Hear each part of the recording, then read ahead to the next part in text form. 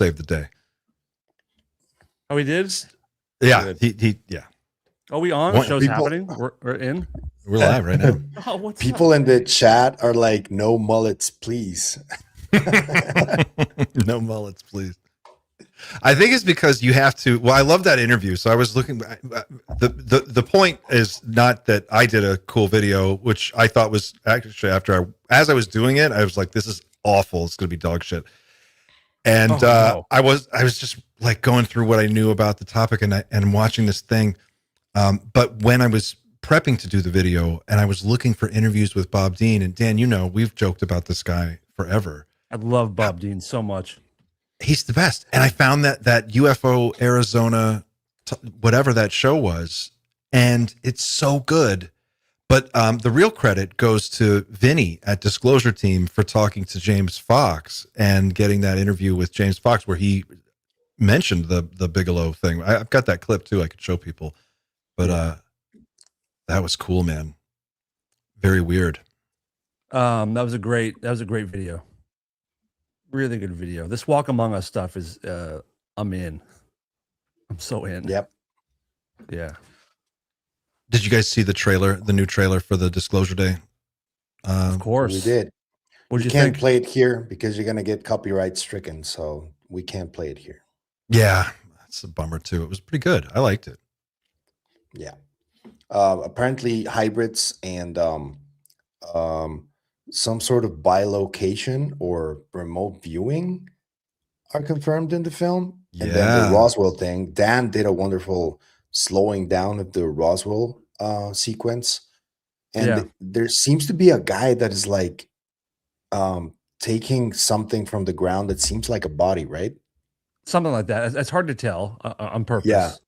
Purposely deceiving. But I put on my Twitter and speculated that, like, how cool would it be if this was actual footage snuck into the film? Man, people got so mad at me for like implying that, guys, I'm just having fun. Just having fun. Just speculating. They always do. They look dumb. It's like, crazy. It's just a movie. It's like, we know, dude. Yeah, it is a movie, but Spielberg historically sneaks in stuff to most of his films. So he has a history of it. I'm pumped. I'm way more pumped than I was. I don't know what it is about the last couple Spielberg movies, but I just I don't know. I feel like he's made so many films now that it's sort of I don't know. They don't have the same kind of magic that they maybe once did for me, but I'm hoping that's going to change. Maybe I just felt that way about War of the Worlds. But also, like, he just directed so many movies that shaped our complete childhoods, where it's hard to live up to that and have it have as much of an impact to us personally, like as adults, than they did when we were kids, I think. Do you think that's an accident? What do you mean? Well, I mean, there are people who have a real interest in shaping the way a whole generation sees the world. And I think that, you know, in the, I talk about it a lot in Lou Elizondo's book, Imminent, in the foreword is written by Chris Mellon. And Chris Mellon talks about how the CIA hired Disney to basically put out propaganda for them about the UFO topic. And Bob Dean actually in this particular interview mentions it, how the media landscape was really deliberately influenced so that we would think certain things and believe certain things. And it's interesting because it seems like some of that stuff is bearing fruit now as we start to get into this weird new phase of like what might be the early days of a third world war. There's all of this sort of lore wrapped into the UFO mystery that seems to sort of have Diana Pasulka called it a decentralized religion. And she was like, it's got like there's a creation myth, there's a end of days scenario, there's like a return, there's a hierarchy of beings, like all the framework of a religion is there, but it's somehow it's transposed onto this, you know, UFO non-human intelligence sort of thing. And I'm noticing like there was an interview that went up on Sean Ryan's channel with this Catholic bishop. Did you guys see He was this? cool. Yeah, the demons guy. The demons guy. Yeah. Yeah. Did you watch that part about the aliens? We talked about that. No, we haven't talked about it, but I saw it. We should talk about it. He says that about 8 out of 10 people that were like exercised saw gray aliens and UFOs. Well, he's straight up demons on NHI. He's like, they're straight demons. He said, yeah, the demons when people are being exorcised, the demons come out of their body and they look like the classic gray alien, and they're like the great deceivers and all that kind of stuff. Well, and isn't that what Aleister Crowley encountered with what was his name, the little guy, Vern Jack Troyer? Parsons. The Vern Troyer. Imagine Aleister Crowley and Vern Troyer just chilling out. Wee man.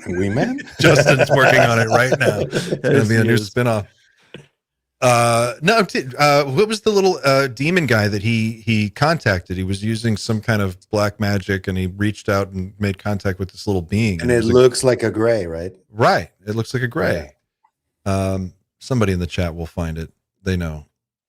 But this interview was really interesting because not because he's all in on demons. I think we should watch it actually, because Sean Ryan's actually pretty cool about letting people show clips of his show. I think we could probably do the whole 5. It's like 8 minutes maybe, but he's gives us kind of a window into what this whole other organization thinks about, or at least a part of this organization thinks about what's going on right now. And I don't agree with it, but it's an interesting explanation of their view. Like he was saying, like all the hardware that we have, that stuff that demons just manifests out of like thin air, and all of the abduction and contact stories that we hear, same thing. See if I could find this clip, and we'll show people. It's interesting.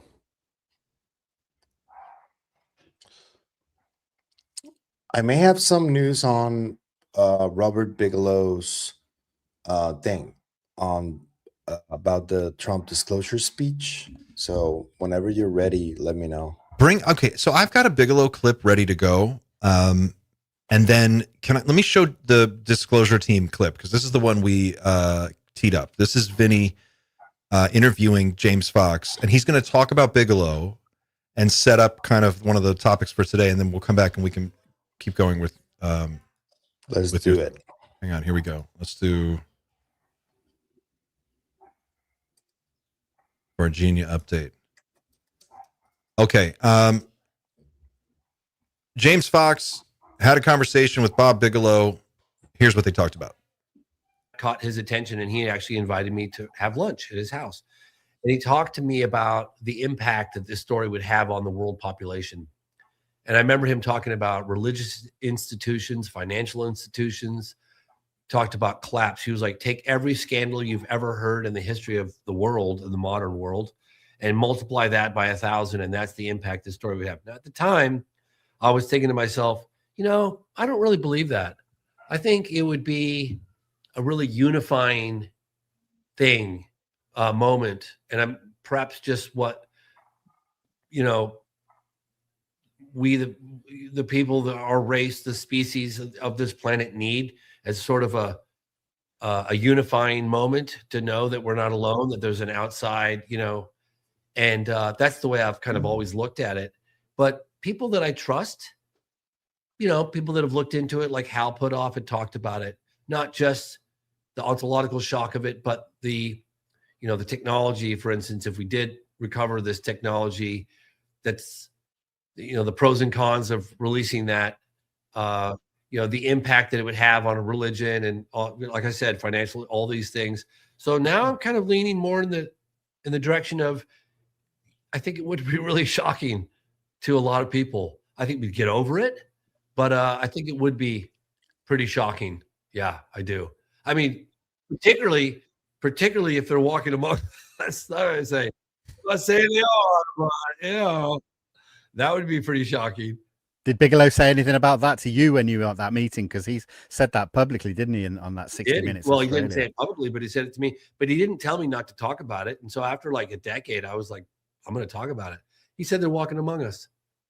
And again, to your audience, James Fox says they're walking among us. No, that's not what I'm saying. I'm saying that Bigelow told me that they're walking among us. Because I said, what do you mean by that? He goes, I mean exactly that. They are walking among us.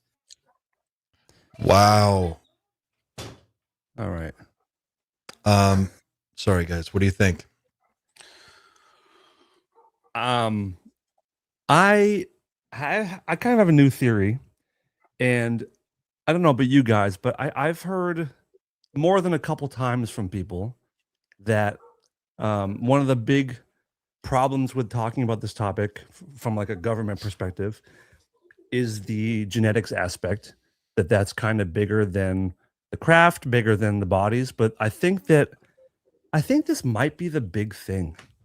Part of me thinks this might be the big thing, because if there are hybrids in our society, which is a wild thing to really think about, how do you tell humanity that there's something amongst you that you can't see? That's a really weird thing to tell people. And I think it'd be easier to say like, hey, there's aliens amongst us. They look like grays, the classic gray. So at least you can spot it if it's around you.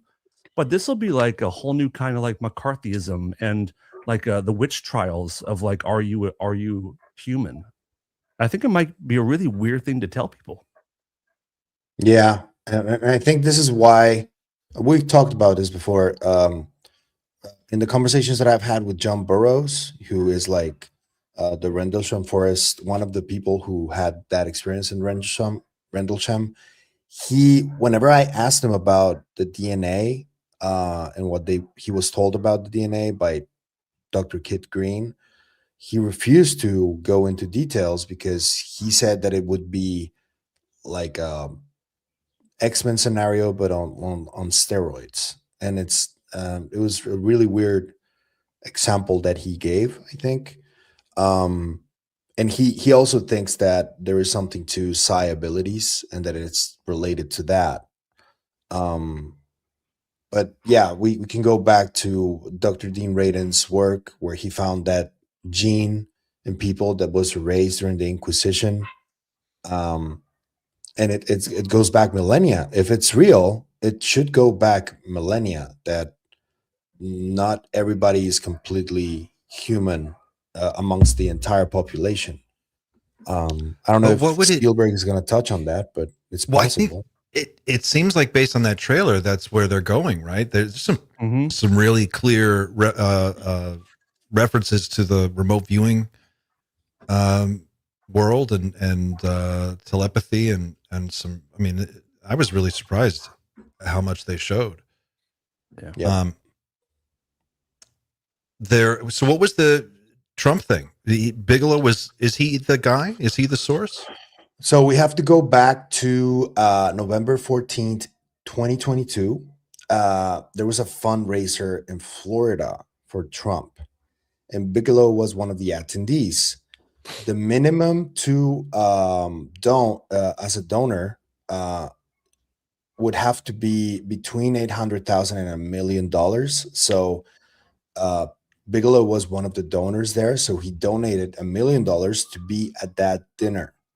And presumably, when they were at that dinner, that's probably when they made contact. And I would think that he was like probably trying to get Trump to talk about this, but I didn't know that it was real. And of course, I'm talking about Mark Christopher Lee and the whole story about the Trump speech and all that.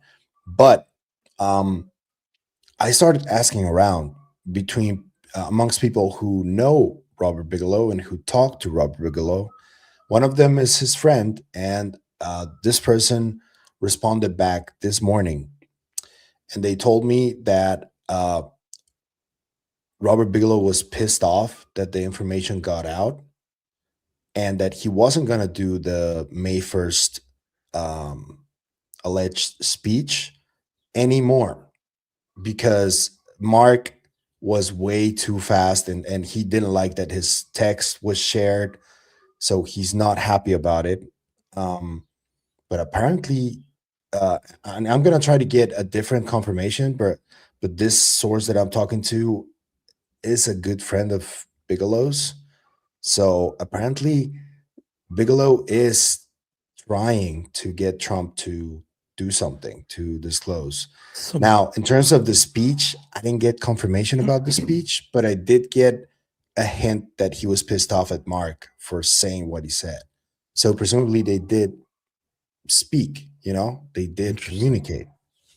and Bigelow was supposed to have his own press conference May 1st. That and was then- that's what Mark said, that on May 1st that there was going to be a press conference, but now none of that is going to happen because of how public and sloppy What is everything Bigelow was. doing? What is he doing now? Is he still involved somehow?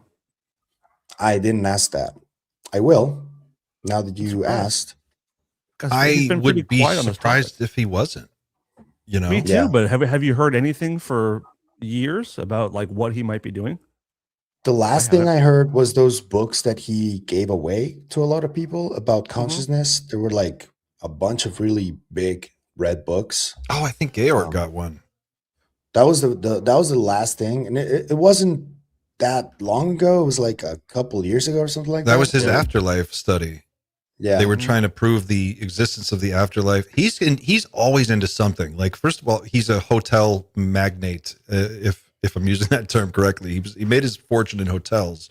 And then I remember first hearing about Bob Bigelow about maybe 10 or 15 years ago, when he was becoming known at that time for these inflatable space habitats that Bigelow Aerospace was designing. And his idea was like, you could send these things up and then they would inflate and fill up with water somehow, and then they would be these like giant space hotels. That was the idea. And I don't know whatever happened with that particular project, but that was when he first popped onto my radar.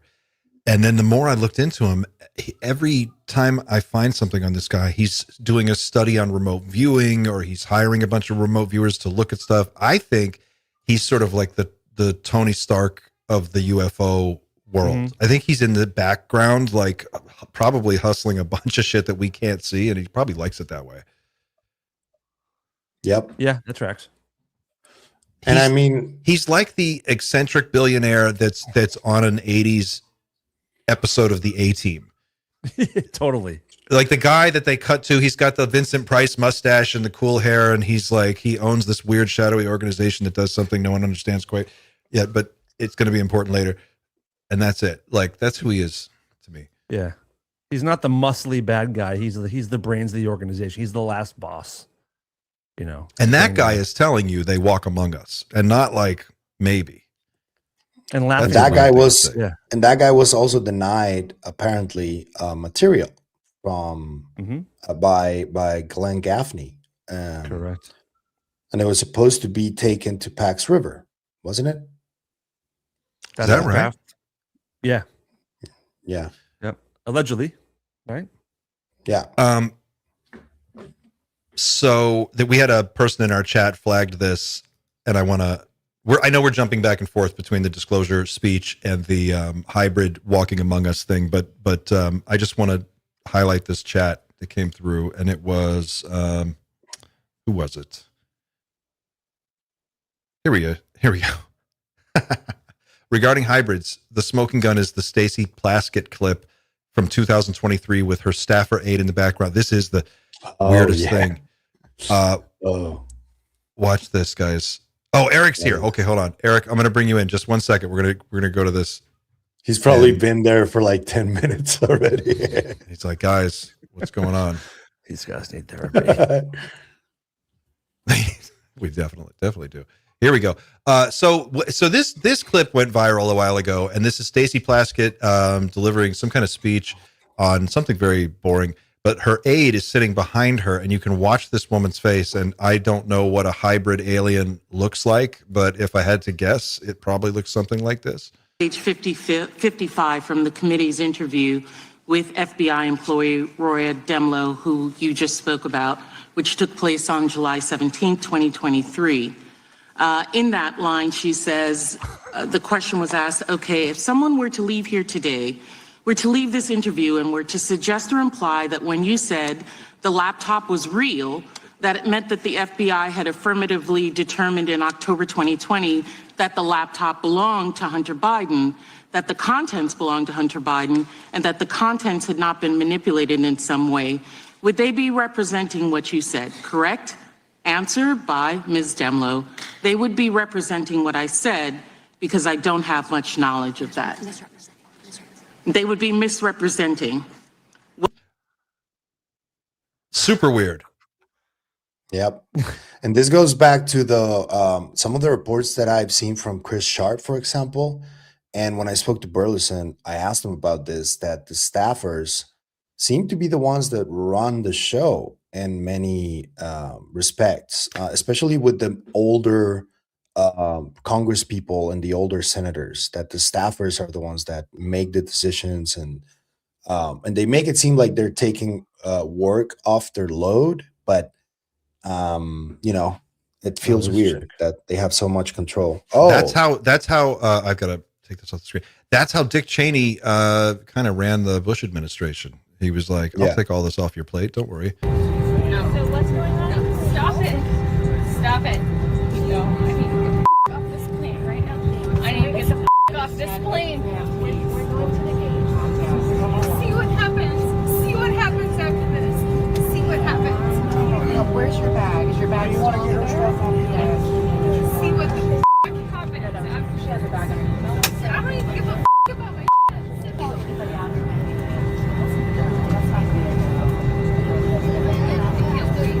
Here we go. I'm telling you, I'm getting the off, and there's a reason why I'm getting the off, and everyone can either believe it or they cannot believe it. I don't give two but I am telling you right now, that mother back there is not real. And you can sit on this plane and you can die with them or not. I'm not going to. What the fuck?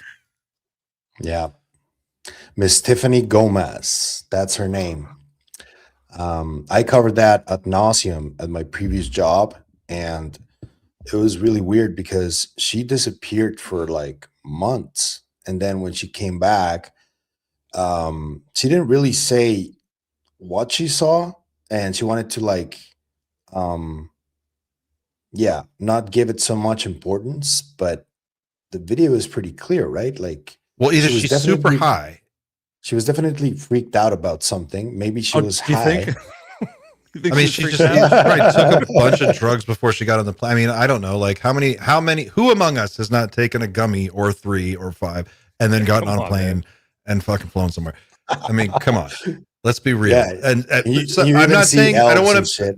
I'm not saying that's her, and I'm not, you know, I don't want to paint her with a bad brush or anything. I'm just saying that it's definitely. I mean, man, possible. what if? Oh my god, what if she was right? What if she saw like either a being or some kind of shape-shifty reptile-eyed motherfucker? Who knows? Yeah, it's probable. I think she's crazy. She maybe saw somebody shapeshift. You mean that's possible? Maybe. Billy Corgan swears he saw a shapeshifter. Dude, I've tried to get that story. I've tried to get that story out of him 2 different times, and he will not talk about it. He won't give any details. Oh my god! Hey, Eric. There he is. I'm so sorry, Eric. We got on this topic, and I completely forgot. How you doing? I'm such an asshole. I'm doing really good. You said, "Oh, he's probably been here 10 minutes." I'm really embarrassed. I hate to admit this. I thought yesterday was Friday. I've been sitting here for 23 hours. Oh, let's see. That happens to me all the time. Clint just did the equivalent of leaving his dog in the car. Sorry, Eric.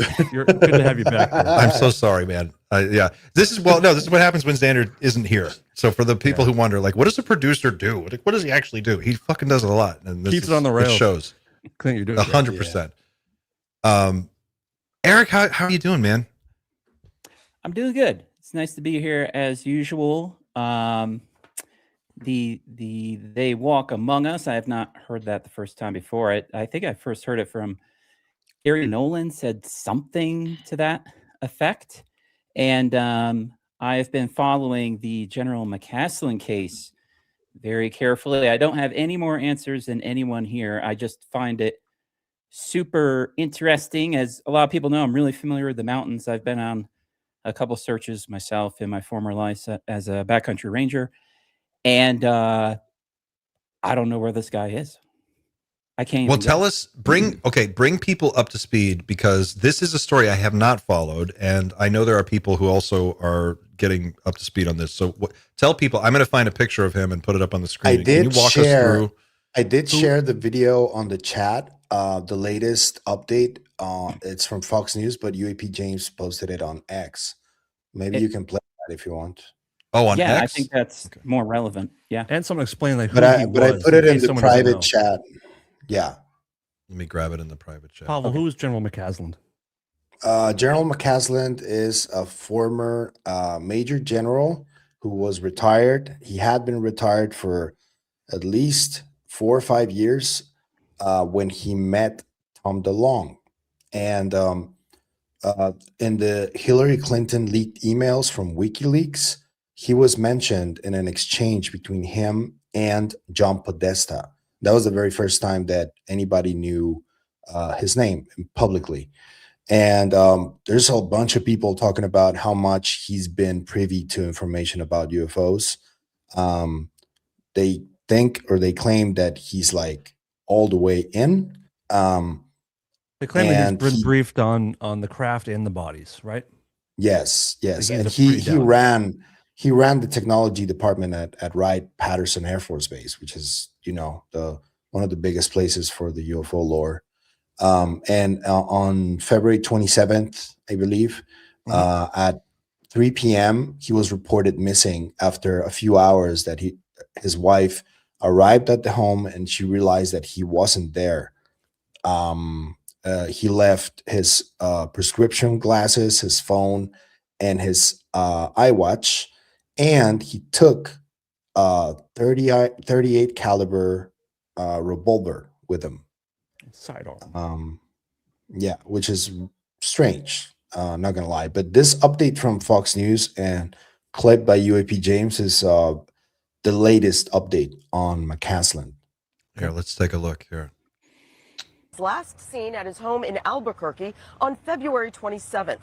They believe the retired Air Force general left his house on foot and then vanished. He left his phone and prescription glasses at his house, but his wallet and a 38 caliber revolver are said to be missing.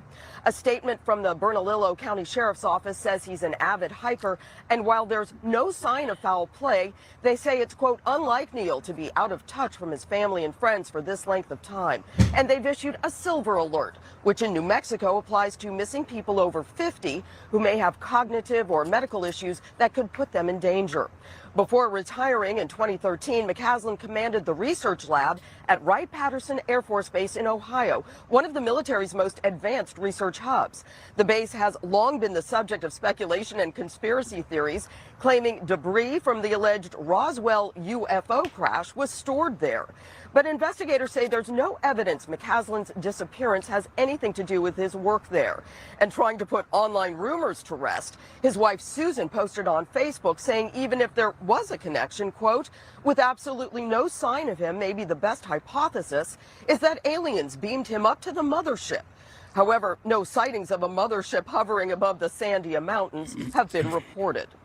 Multiple agencies are combing the area where McCasland was last seen. Wasn't that stupid? What the fuck was that?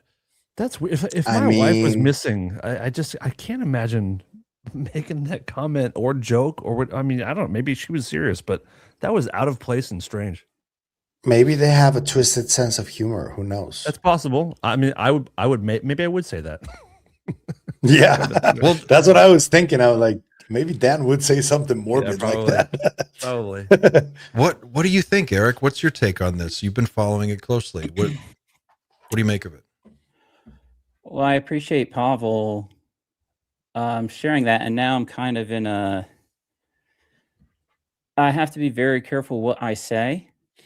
I determined prior to this conversation, if a firearm is missing, I'm very confident I know what happened.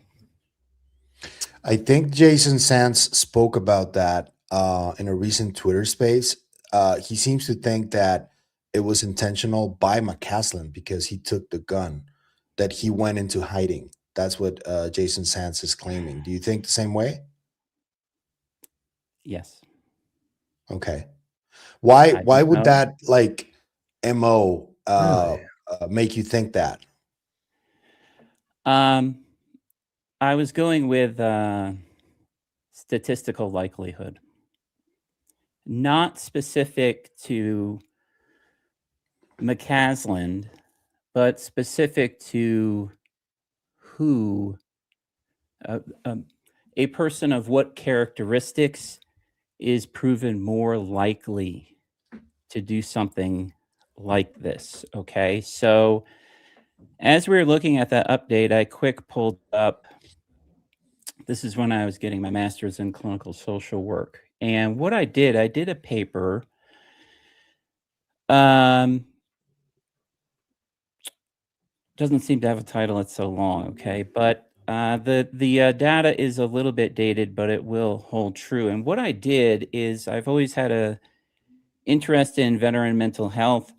And through personal experiences, I've had an interest in people suddenly dying unexpectedly. We could just put it that way. Okay. I took all the data in 2019 that I could find and ran it through and created a matrix of, well, who would be most likely to do such a thing? Okay. And there are a couple of characteristics, and I'll be brief here, but I have a one paragraph. Can't believe I kept this paper. It's about 10 years old.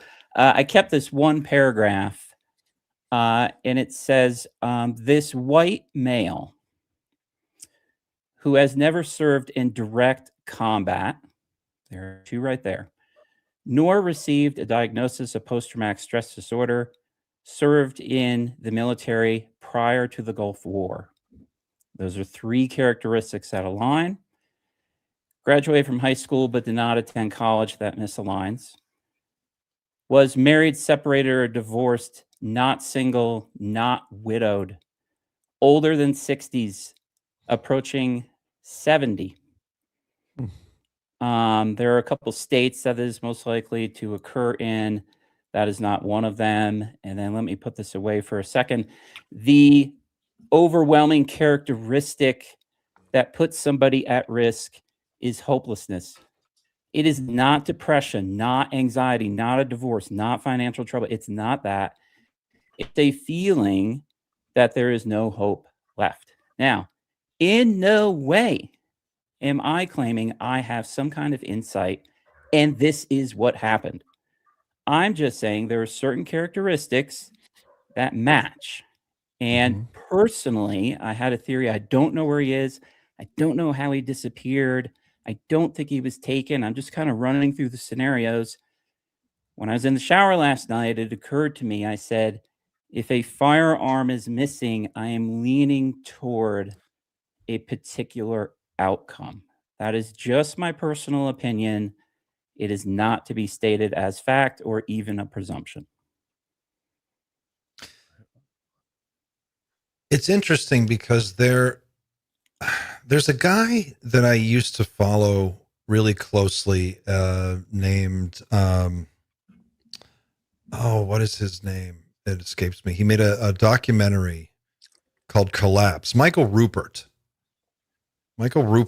And he was one of the peak oil people, and he had a lot of ideas about the collapse of society. And anyway, the point is that he is one of those people. He was an LAPD detective who, took his own life at the end of his life. And the reason I know this is because when he did it, he was very methodical about leaving a note, making sure he would be found, making sure it was clear what happened and people were aware. Like he approached it the way that he knew a homicide detective would approach the case. And he laid it all out for them so that it was clear what had happened.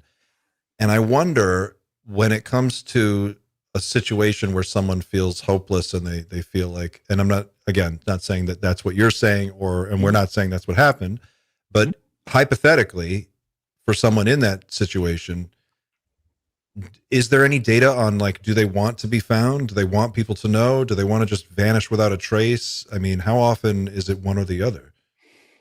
Great question. By the way, I just remembered the most likely month is April, and we are now almost into April. A lot of people think it happens around Christmas or the holidays, and there's a specific reason why that does not occur. So there are two pieces of data that align here. One, it does not occur in general around the holidays. Okay, there's a reason for that. A subgroup that experiences this outcome at an above average rate are farmers. Okay, not many people know that. All right. What these have in common is privacy. It is a private matter where people like to be isolated. Okay. In general, it happens in private, it happens in isolated areas. Okay. That would also align. I'm familiar with many cases in the mountains here and in the Adirondack Mountains of upstate New York, where I am, where this happened in remote sections of the mountain. Okay. There are a couple misunderstandings. Oh, people are going to give away their things. People are going to leave a note. It's usually not like that. It's usually spontaneous. Okay. It's a rash decision most of the time.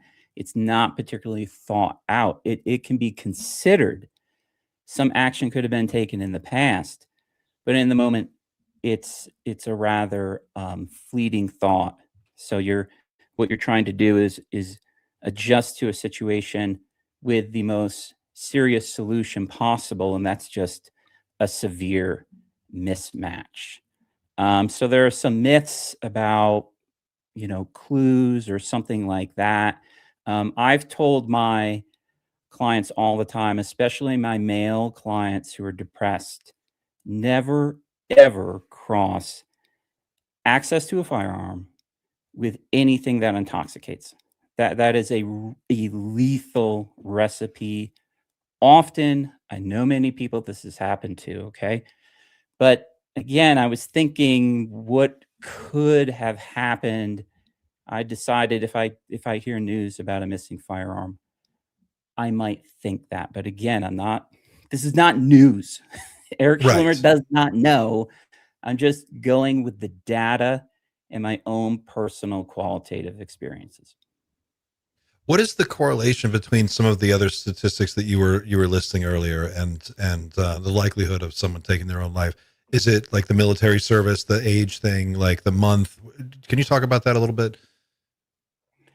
Right. The month is really interesting. And the theory is that you tough it out through winter. Spring, things are going to change. This is going to be a fresh start, and things are really going to start to turn around. You get into March, you get into April, and you're not feeling any better. Okay. Again, the main emotion is just raw hopelessness. Again, and then there's the privacy factor, especially with farmers. The farmer aspect, it's a little off topic here, but I've looked into it. It occurs for three reasons: privacy, access to a firearm, and you're surrounded by death. Death isn't a particularly big deal for a farmer. You have calves dying, you have horses dying, et cetera, et cetera. They probably hunt. So, that's what a lot of people have been doing, is to build these matrices of likelihood, and then you can find those people that match the matrix and give them the most support out of anybody from a population.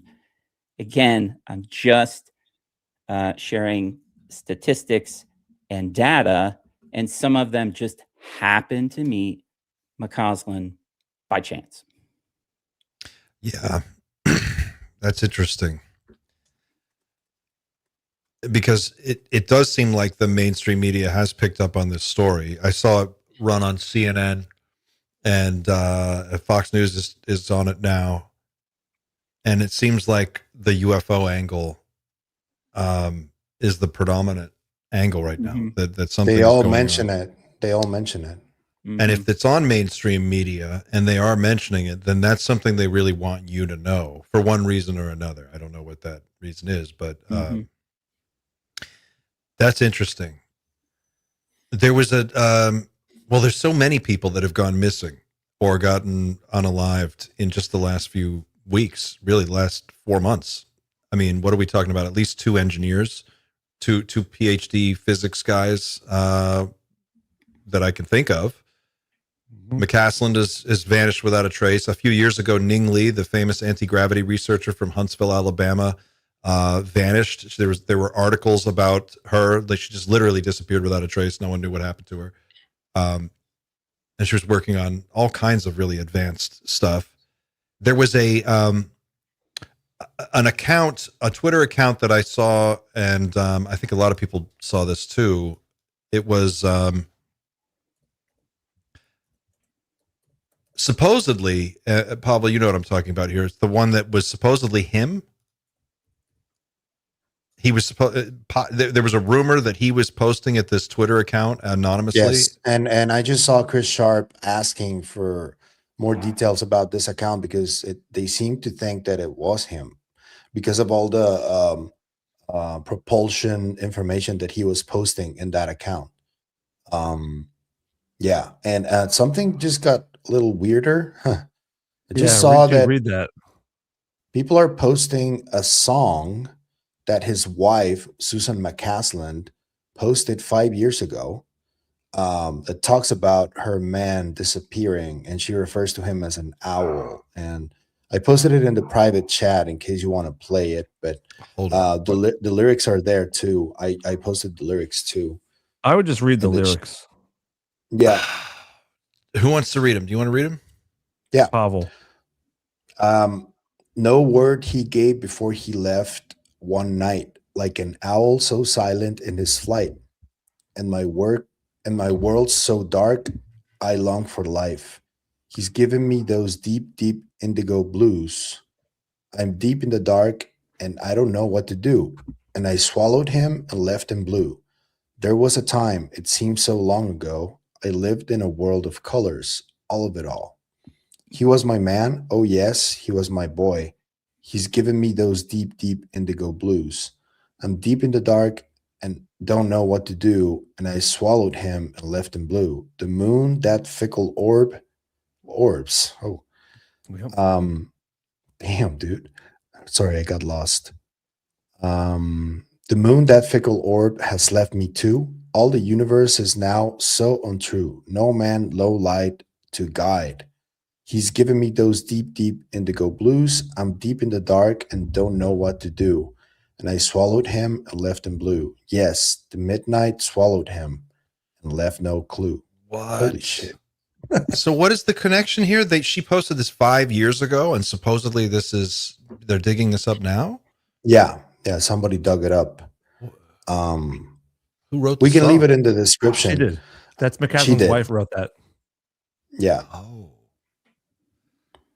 So what do we think what is the predominant line of thinking here that he has been disappeared in connection to his relationship with these advanced research projects, or he's left, or he's gone underground, or I mean, you can think whatever you want about Jason Sands, but I think that what he said felt accurate to me. He said that whenever you're considered like a high priority person within these worlds, and they think that you could like jeopardize a mission or something, either you're like whether you're like on their side or not, they usually go and get you so they can hide you whenever things get more dicey.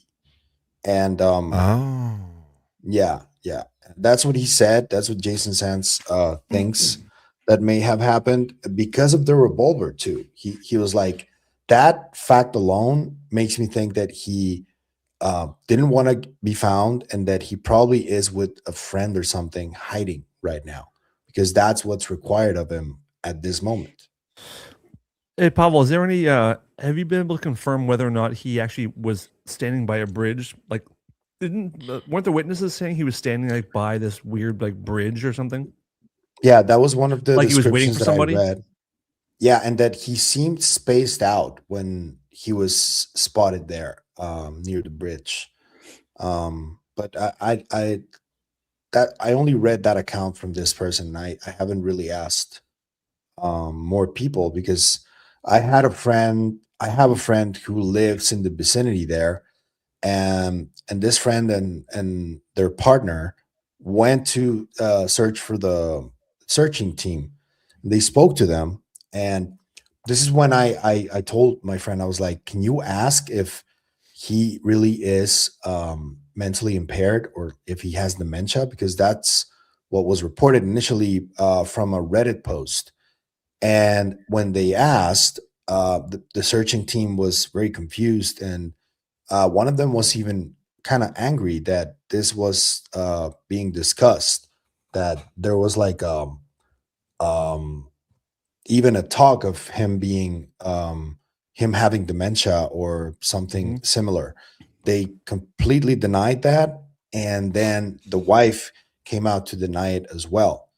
And it just seems like, and even based on this song, maybe they already knew that this was going to happen. I don't know. Even the joke, it's weird. This is weirdly placed, as if it's no big deal. Maybe they knew, Or maybe she knows where he is. By the way, this Yeah. this Twitter page, this like that's alleged to be him. This Twitter page has me blocked. Yeah, it has a lot of people blocked. It has. I've never heard of it before. I've never seen this page before. Yeah, Here we I'm go. it has a you bunch of blocked? people blocked. No, I'm on not. it right now. This is Um, bunched zone of heat, supersaturated electrons not propagating due to statistically two-dimensional compression from bunched laminar zone. Longitudinal waves bounce between fuselage skin and outer plasma envelope. That's what I thought. Yeah, I was right there. and Brown now to- Cahill method. Oh, Brown Cahill method for the reduction of kinetic permittivity. Oh, Permittivity? Permittivity. Good Gesundheit. word. It's my What a safe word. Yeah. Oh, permittivity. Get it right. The ability to move frictional electrons across an external surface of the slow ions dimensional space is a novel concept not found in textbooks or patents. Interesting. So supposedly this is the Twitter account that he posted as, because it went dark on what was the last post? It was February the day 27th. Yeah, the day he went. Generate small local field, high voltage gap, geometrically placed, allowing sustained dwell time in gap. Muon catalyzed fusion and fusion with polarized nuclei. That's my vocal warm up. Did he have a science background? He's an MIT scientist, Okay. actually. yeah, yeah, he has yeah. a PhD. Okay. Glow discharge hydrogenated amorphous silicon. Trying to cut down on that. Magnetic stochasticity in magnetically confined fusion plasmas. This is not the type of person, like if this guy is the same guy and he understands this, I don't imagine that he would just like get lost. Just wonder why he started blocking everybody. Like, he's blocked a ton of people from the UFO community, and that's what puzzles me the most. Like, did he go? What did he say? Like, this guy doesn't know shit, so I'll block him or something is like this? I think it just blocks hot dudes. I think that's what it is. that. That's all it is, guys. That's all Yeah, it I've is. never So, been sorry you blocked. didn't get blocked. Oh man, that means I'm ugly. Yeah. What is this? I've Should been meaning to say tell you for a while. My wife is gonna fight you. Thank God she's blind, dude. error in post are purposeful if for no other reason than to piss off the first level critical thinkers, whom are smug semanticists. FOD, plug the smuggy semanticist. And then there's what appears to be an AI picture of a Tic Tac? I don't know. Really weird Twitter account, man. These posts are. Yeah, and if you speak like the language, the lingo, like I would want to ask Missile Man if any of this makes sense. You know, like people who speak the lingo.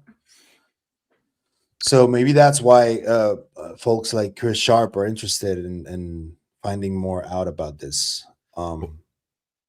Interesting parallel to this case of Ning Li, the anti-gravity researcher who disappeared from her post without any kind of warning and just vanished without a trace.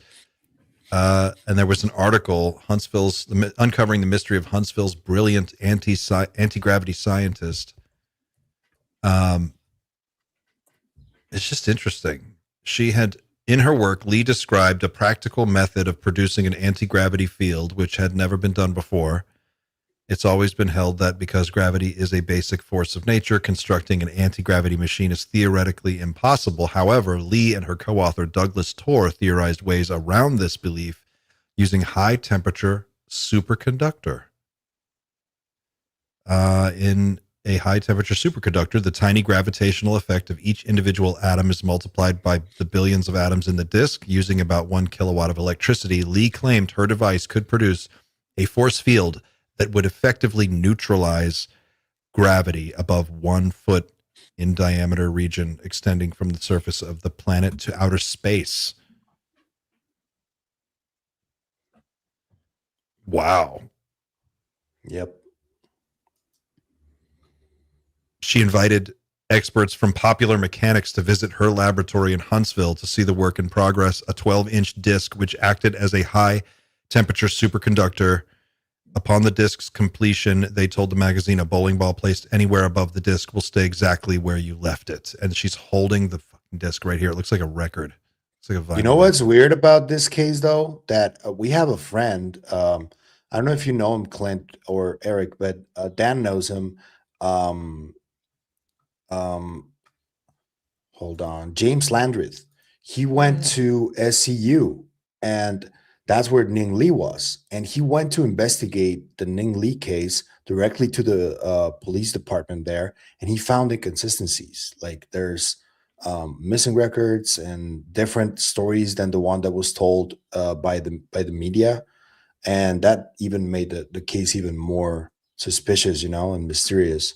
Kudos to James for going there and like doing the field work himself. That was really cool. Yeah. It goes on here. This is interesting. Lee's career after 2002 is the subject of great mystery. Barely Sociable's research turned up a document showing that she gave a presentation at the 2003 MITRE conference titled Measurability of AC Gravity Fields. The MITRE Corporation manages federally funded research for several U.S. agencies. At the conference, she presented along with a Redstone Arsenal official from U.S. Army Aviation and Missile Command, meaning that her research was still being conducted up to that point. The trail on Lee ends after her last documented correspondence in May 2003, when she sent a private email to colleagues claiming to have conducted an experiment in which she observed an 11 kilowatts of output effect. The significance of that amount is still a mystery as well, but it seems like if 1 kilowatt would put a bowling ball at neutral buoyancy all the way from here to space, what would 11 kilowatts do? Also, UAP Gerb talks a lot about MITRE Corp in his videos. What does he say about him? A lot. I mean, he's talked about it a lot, just as being a major player in the. I just realized what I'm asking you to try and explain it. Yeah, you asked me to translate. You're asking him to explain Mr. Acronym. No one can understand the Gerbio. It took me 6 years to get through high school. I'm not the guy to explain Gerb.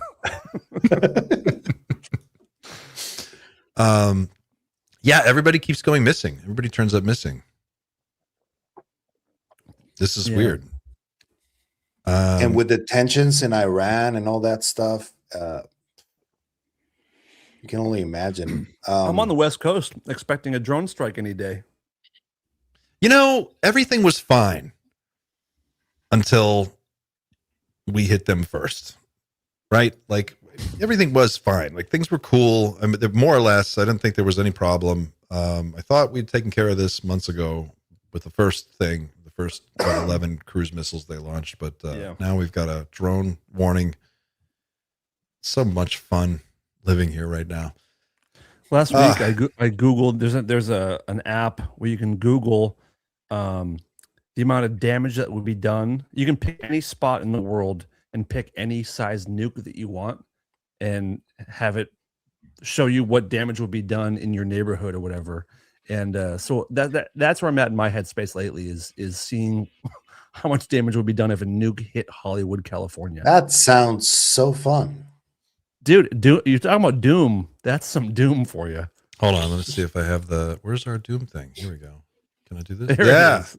there it is. Buckle We up, need fuckers. Yeah, We're about to explode. Hold your tits. Just kidding. Actually, I've got to run and get something out of the fridge. Can you guys fly the ship for 5 seconds? Of course. Okay. I'll be right back. Yeah. I want to get an update from Eric about the book. Oh yeah. Wow, you're gonna have to start charging me a finder's fee. You always bring this up, and Because I'm so excited about it. I'm so excited about it. Well, I'm really, really appreciative. So yes, UFO 1977. For those unfamiliar with it, which is most people, in 1977 there was the greatest flap in UFO history in the United States, probably in the world, from what I can tell. And surprisingly, no one's really heard of it. So I'm analyzing 141 sightings that took place that year. And the cool part about these, a lot of trained observers, particularly Los Angeles County Sheriff's Department, a lot of interesting places visited, 6 elementary schools, former ICBM site, water treatment processing plant, March Air Force Base, Vandenberg Air Force Base. So these are names like we hear, but we only hear of them recently, like Vandenberg. But this stuff's been going on for quite a while, but especially in 1977. So I have 141 sightings, and yesterday I hit the halfway point of the first draft. And I really hope it comes out the first day of 2027, because that'll be the 50th anniversary of the first sighting. Do it. There's a correlation that I don't know if you caught already, but we know that there's the Colares incident that took place in the same year, and 78 as well, and 76. But did you know that during 1977, Dr. Andrea Puharich was also having his seances with like people like Gene Roddenberry and others, and in LA, right? And that at that same time that was happening, that the flap was happening. Andrea Puharich was having these seances, allegedly communicating with the Council of Nine. I did You not didn't know that. And that adds a very interesting component. As a side note, 1977 was also when the school in Wales was visited. Yep. Pembrokeshire, or I forget the name of it. I think it's just Pembroke, right? Pembroke. Is it not? Yeah, Pembroke. But yeah, I found 6 schools in California in just 1 year. And no one talks about this stuff. I never heard of it either until I met a guy who was one of the witnesses. And he's like, "You never heard of this stuff?" I was like, "No." And then he famously said, "California, 1977, look into it." So I took his Here we advice. are. Fantastic. Here we are. Yep. Can't wait. Audience question for you guys. If Android Paranormal wants to know if he went willingly, McCasland, this is about, went into hiding. If he willingly went into hiding, why did he not take his prescription sunglasses? And why is Repairman left at home with him not mentioned? Anybody know about this?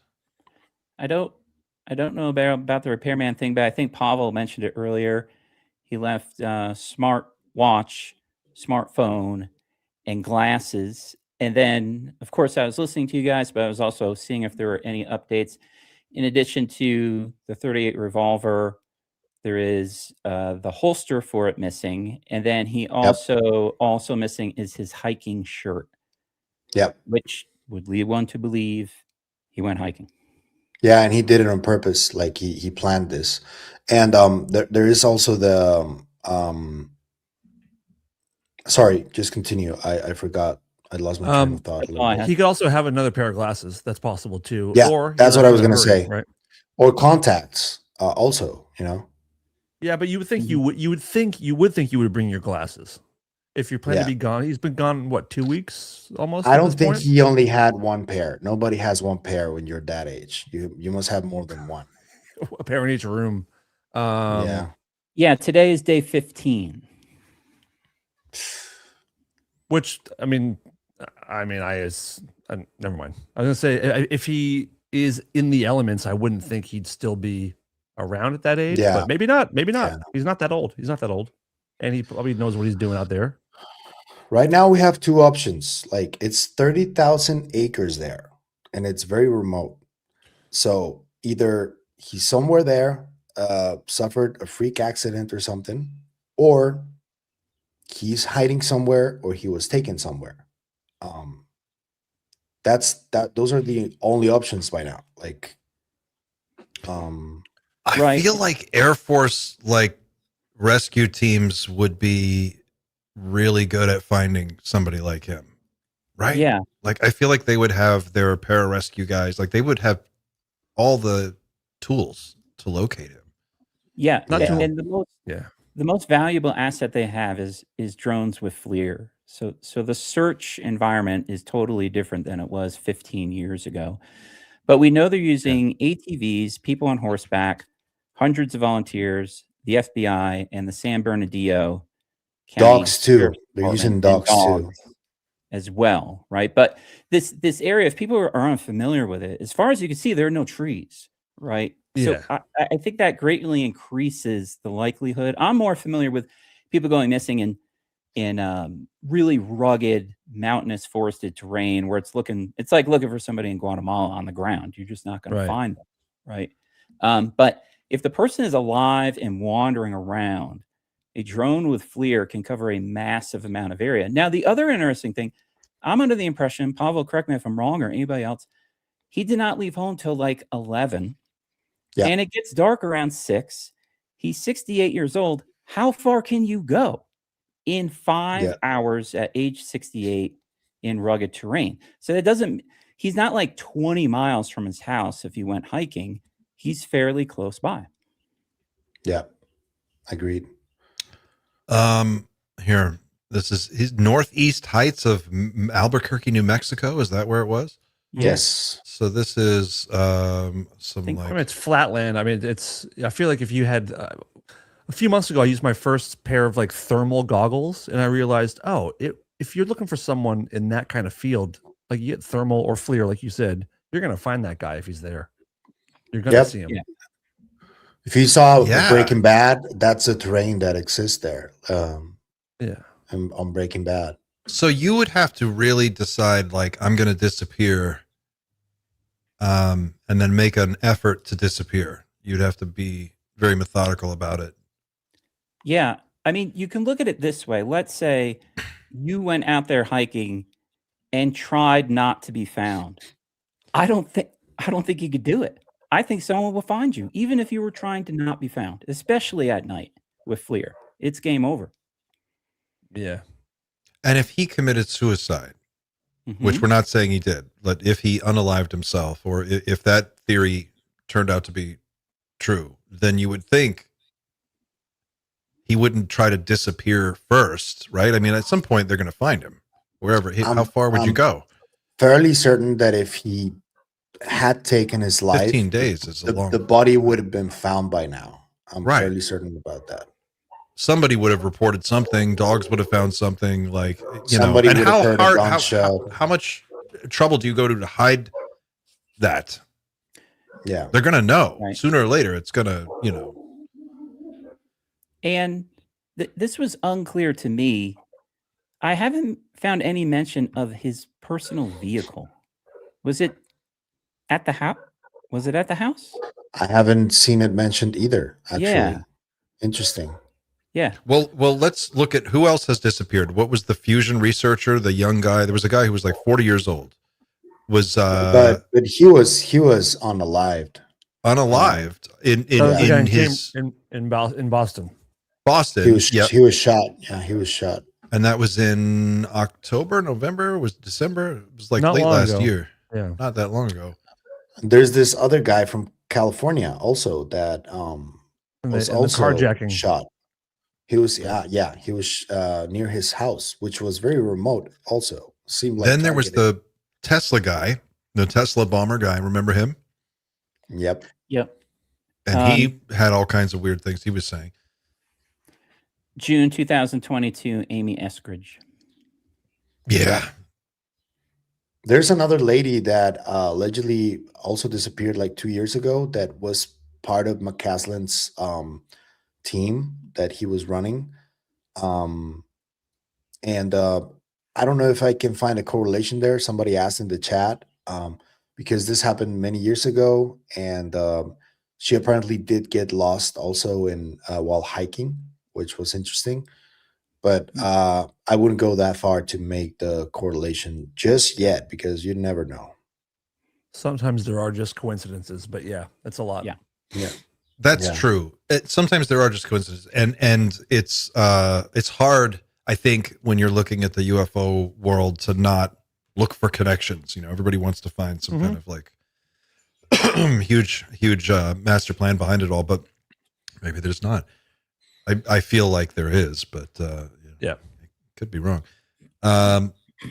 Huskers wants to know, fellas, love the Friday afternoon vibes. Can we get a Doom crew to dissect the latest Disclosure Day trailer? Also would like to hear your thoughts on various identified below Giza pyramid structures. I got news about that.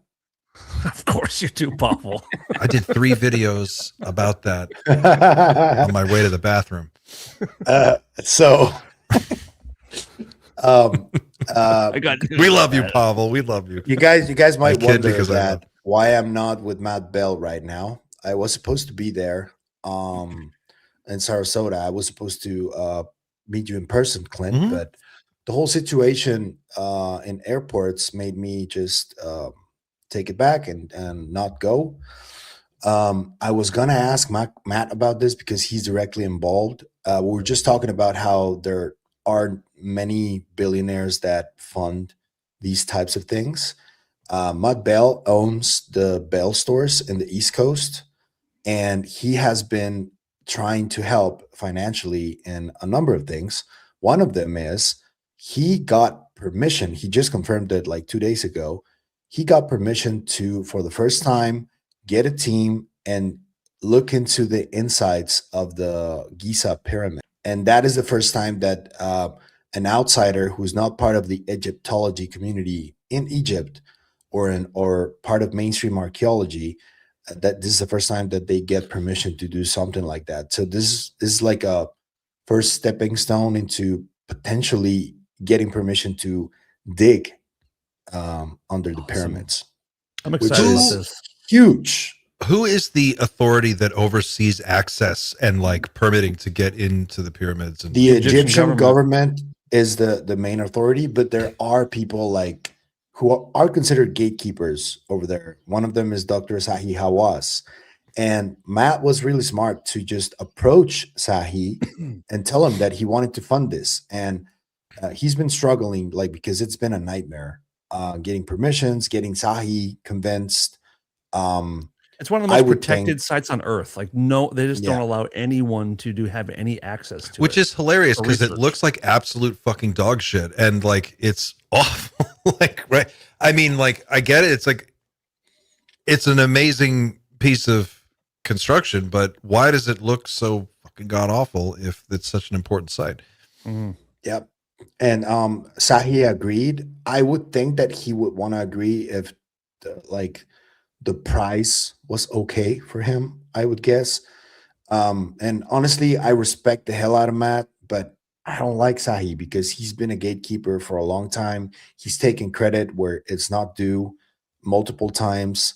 There was this interview he did on Joe Rogan where he kept saying, just buy my book. Like He was so repeated it, like, annoying. Is it 40 like times. that? Is it that there is, real strong, solid, reliable evidence that says there's something really epic underneath the pyramids? Or Yes, underneath the there's Sphinx? Like, already a couple of discoveries that have been made. One of them is the Dr. Filippo Biondi investigation, where he used a type of radar under the Khafre pyramid, where he saw what seemed to be columns that go down about 2 miles, and then there's a huge empty space below the columns. Chamber. Seems like a chamber, yeah. Yep. And there's another like labyrinth that they did discover, also with that type of technology near the pyramids. That also is like it was said to exist for a long time, but now they discovered evidence that it does exist. So, and Chris Bledsoe alluded to this on the Y-Files podcast. I think that what he heard was from Matt Bell. That's just my opinion, because Matt has been working on this since June last year. And the announcement that they got permission from the government came 2 days ago. So it's going to just start accelerating even more. So we're going to get a lot of updates on that over the next couple of months or so. Remember that story? Where'd that story come from with the idea of the Tic Tac being inside of a pyramid somewhere? Well, initially Lou No. said something along the lines of 747. No, but there was then- more recently someone mentioned a Tic Tac being. That's It was Borland. Borland. It was? Yeah. Yeah, What did he say on the exactly? Weaponized podcast. He said, or he was told or read or during a briefing was told a Tic Tac was found in an archaeological dig. That's right. Is that correct, Pavel? Okay. Yeah, and there are images from these radars that where that labyrinth is. There seems to be a Tic Tac shaped object. Yeah, It's so fucking Well, cool. but Ross Coulthard told me that Lockheed Martin makes those Tic Tacs. That's what I Yeah. heard. I'm guessing Lockheed's that been if around a long time, so I'm guessing that if that's true, they probably I don't know, took it off of something like that to construct the Tic Tac. I don't know. Well, that's it. Stephen Greer says too. He's like, oh yeah, we've been making those since the 50s. We've got those. I don't know. He's always got, there's always whatever it is. It's almost weird, like how frequently he's does that. But he's like, oh yeah, that's all us. And, he's ahead of everybody. Speaking of Ross, by the way, Ross made a statement last week about portals, which went crazy. I want to get your guys' temperature on where you're at with the idea of portals. Do you believe that they exist, and what do you guys think that they might be? I think that they're going through. I think that a big feet pack is going through portals right now in Ohio, according to the news. That was a joke, but Wait, I didn't get it. Wait, what? the news Bigfoot. is real, though. The news is real. The Bigfoot There's flap. There's Oh, a yeah. Bigfoot flap happening in Ohio right now. Didn't I know- Beatrice just post something on Twitter about her hanging out with a Yeti or something? She's got a picture of What? her next to a giant. Oh, Oh, Look at her Twitter feed. yeah. I saw it. I don't know what that was, but you just reminded me of that. Clint, what are your thoughts on portals? I think they're real. I've seen so many weird little things that just kind of suggest to me that there is, at least at some degree, at some level, there are spaces that are permeable between one world and another. Now, whatever you want to call that, if that's a wormhole, fine. But there's a really interesting video from way back when of a UFO. It looked like a silver disc flying into a mountain. You guys seen this? Now I would think of it and I would look at that and go, well, that's a transmedium craft going through a solid object, but it goes straight into a mountain and then disappears right into it, like it's going through nothing, like it's a hologram. And I don't know, that could be something like that. And then there was a really cool Linda Moulton Howe interview with this guy years ago, and I can't remember his name, but I'll see if I can find it. And she's got some really fun interviews she did with weird, just really weird stories. But this guy was in Peru, and he was at this sacred site in southern Peru, and he gets to a place where there is a stone wall with a carving of what appears to be a doorway in it. And then he somehow stumbles on the proper harmonics. And I don't know how he does this, but acoustically, he's able to do something that activates this portal, and he finds himself. The reason I believe this story is because of what happens next. He goes through the portal and he winds up in like a waiting room. He winds up in like an empty blank space, like in the Matrix, where they go to the loading zone where there's just like nothing there, and they just kind of stand there and it's all like one big empty room. That's where he goes, and he's like, I was in this space and I couldn't figure out where I was, and I didn't know. I'm lost, and I'm like, where am I? And then I hear a voice, like a guy in a room, like he can see me, but I can't see him, and he's like, oh, what are you doing here? Why are you here? And then he has this back and forth. He's like, I don't know how I got here. I'm lost. And the other guy is like, okay, I think I can get you back. Don't worry. I'll sort you out. And then he comes back, and that's the story. And the whole thing wraps up, and the guy's like, I was never able to do it again. I don't know what the hell happened, but it's very like weird and unclimactic, I guess. And when I heard that, I thought that would be probably how it might work like that. Like, you just go through a portal. It's like a little door in a video game, and you show up in some weird level where you have no idea where you are, some liminal space, and then John whatever's Malkovich there. Shit. John Malkovich shit, right? I think so. So I believe in that. Do you think that portals are something that are fixed in specific locations, or can they be moved or created by us or by something else? Anyone? I'm not there yet, honestly. Yeah, I'm trying to wrap my head around it. I don't know. It's just like, and this also goes hand in hand with how. What did Eric Davis just say on Jesse Michaels? They just talked about this with Eric Weinstein, right? Or Brett Weinstein. Yeah. The thing is that when Ross recently has been making some really wild claims, and like he's been doing it for about a year. When Jake Barber came out, he would just like, fuck it. And he started talking about everything, really. Mm-hmm. And I don't know. It's just I don't have the level of access that he has, maybe, but I'm intrigued if though. I ever, yeah. I'm not saying it's not real. It's just like I need to see more documentation and evidence that maybe Ross has seen. I don't know. It's possible. He talked about a portal that is behind a fence under heavy guard by the U.S. government. Did he mention where it was in the country? I think it's in Arizona. Southwest? Okay. Yeah, Eric, I think that's where people were alluding to. I don't know much. And if someone were to prove them to be true, I would not be surprised. I haven't read Skinwalkers at the Pentagon, but I know there are sections in that book that discuss this very matter.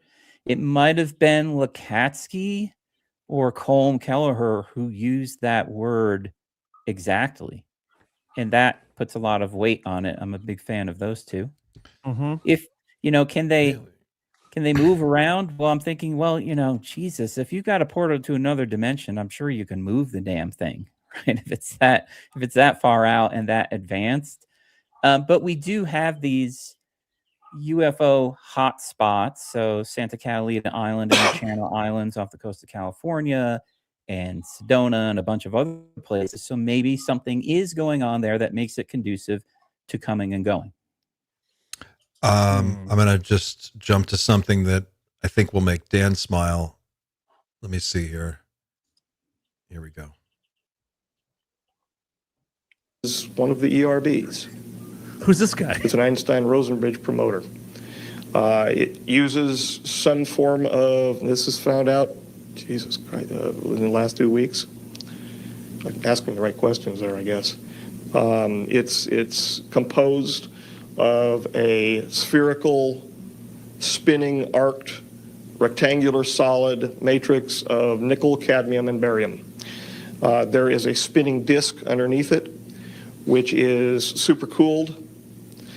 Into this is injected into the center of these spinning, and I'm not a physicist, spinning disks, is injected an argon gas. Into that is injected some type of repulsion matter. It's a gravity repulsion matter. They are obtaining the gravity repulsion matter from the heavy materials that have been obtained from the J-rods, the 115 variety material. They're getting their 115 from the J-rods. That's really interesting data point. And some of the stuff he's talking about sounds like that Twitter account that we just looked at that was rumored to be McCasland's, secret Twitter account. Listen to what he says. Einstein-Rosen bridges are wormholes. They're portals. That's what he's talking about here. And apparently when they bombard it with enough electromagnetism, this stuff repels gravity and it turns into some sort of exotic matter. They spin it fast enough, it opens, or they can see through it. And that is, from what I understand, the great prize in what's going on in the world right now, are those devices. Why do you think the British are running around Iraq right now looking for the climatological records that are just happen to be disappeared out of the Baghdad Museum with the rest of the cylinder seals? And you're going to see some cylinder seals today too when I show you some report. There's another breaking news. Breaking news. Go. The Steven Spielberg interview on South by Southwest is live on the link that I just showed you. On the private chat, you can play it if you want. It's the South by Southwest official channel. If we do this, we're going to be in it for however long this is. So, how are you guys on time? I'm wide open. I'm okay. All right, let's take a look here. Hang on, share this tab. Here we go. Queuing it up to the beginning. It started half an hour ago. It was. I would extrapolate and make it much worse than it actually was. So my first experience in the world of, I guess you could just say, fantasy or science fiction, not so much science fiction, more fantasy, was the films I grew up with as a little kid that my parents felt it was safe to take me to a Walt Disney film when that was the least safe thing they could have done. I'm interested in this, but we're having a really cool conversation about other stuff, and we're going to be going through Spielberg's whole fucking life story. I'll do a video about it. Don't worry. Yeah, I don't want to lose our jam because we've got a really cool mojo right now. Yeah, that's exciting though. That is exciting. This is the problem, guys. Like there are literally so many things happening in this space right now that it's impossible to stay on top of it all. And we're like 12 people here, all trying to follow this stuff every day. It's crazy. Dan, did you give your opinion on portals? Did I miss that? No, my opinion is that I'm in learning mode, and I don't have an opinion yet. It's something that historically I have dismissed outright because it just didn't make any sense to me. It seemed too sci-fi and too crazy. But as we learn, as we hang out in this world for a while in this topic, you kind of have to open up your belief system a little bit, or at least be open to learning new stuff. So I'm in kind of figure it out mode right now. What do you think? Reasonable. Yeah, I'm confused by them. Here's the other half of this. Let me show you this. So they tried to send a person through one of these. This is for the people playing the home game. During a human attempt. But I was worked from one location. There were mistakes. Animals were attempted to transport from one location to another, the production of 2 of the devices, and they put them in resonance or something like that. I'm not a physicist. I don't know. But I was, in fact, present during a human attempt. The human did not survive. The human was not put in there under duress of any sort. It was a volunteer situation, and the human did not survive. The human did not move. The human stayed where the human was put. But the human changed, and I don't want to talk about it anymore. This is an attempt at time travel? It was an attempt at well, in essence, yes. It was a linear. It was a attempt to transport an individual over linear distance, which I understand is the same thing as time travel. So earlier when he was talking about the device, it reminded me of the movie Contact, the spinning thing, and then now what he's talking about reminds me of The Fly. Mm-hmm. The Fly. Fly. Yeah. I mean, even with the animals getting messed up and the person getting messed up, you know. I think there's something to portals, and I think he listen to what he said in the beginning of that clip, and I know it's, you know, I like this case a lot. I'm very infatuated with the case, and I think it's one of my favorites. So that definitely, I'm biased here, but he says, he's like, if you think about what the real prize here is, it's that technology to be able to see possible potential alternate timelines and make decisions. Like, wow. And I could see that. And it should be reminded that, excuse me, in the Kona Blue document, one of the goals, and this is a direct quote from the DHS goal, remote vision, remote communication, and D and re materialization techniques to observe, communicate, retrieve data, and transfer matter across dimensional and space-time barriers. Yeah, I'm telling you, this guy, I'm talking about Dan Burrish. He's not making this shit up. He's not pulling this out of his ass. This guy doesn't sit there for 2 hours and fucking go on and on and on and on and on and on and on and on until the break of dawn about this fucking place and everything in it and every person and every fucking thing on the wall and where shit is and like the chair and the table. Like, he knows the inside of S4 the way that Bob Lazar knows about where he worked. And when I watch this guy talk and I listen to him say what he's saying, I find it very hard to believe that a person could sit there and make up a story with this amount of detail and just fucking do a Q&A and have instant recall. It just does. It's not how, I don't know. Maybe I'm wrong, but I think Kona Blue document, I think we keep seeing these different people coming forward with various different aspects of the story that when looked at individually might not seem related, but when you step back and you start to look at the bigger tableau from 20, 30, 40 years ago, and you start to really examine the stories that people like Bob Dean were saying about this NATO assessment they put out. There's 4 distinct species. Greys are biological androids. They knew that shit back in 1961. At least. And they're talking about it now like it's some kind of new information.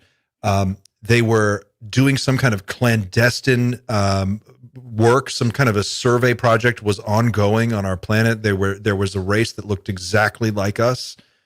Why shouldn't we believe that they have wormholes and portable, Stargate technology of some kind? Like, at this point, I'm kind of all in on all of this stuff.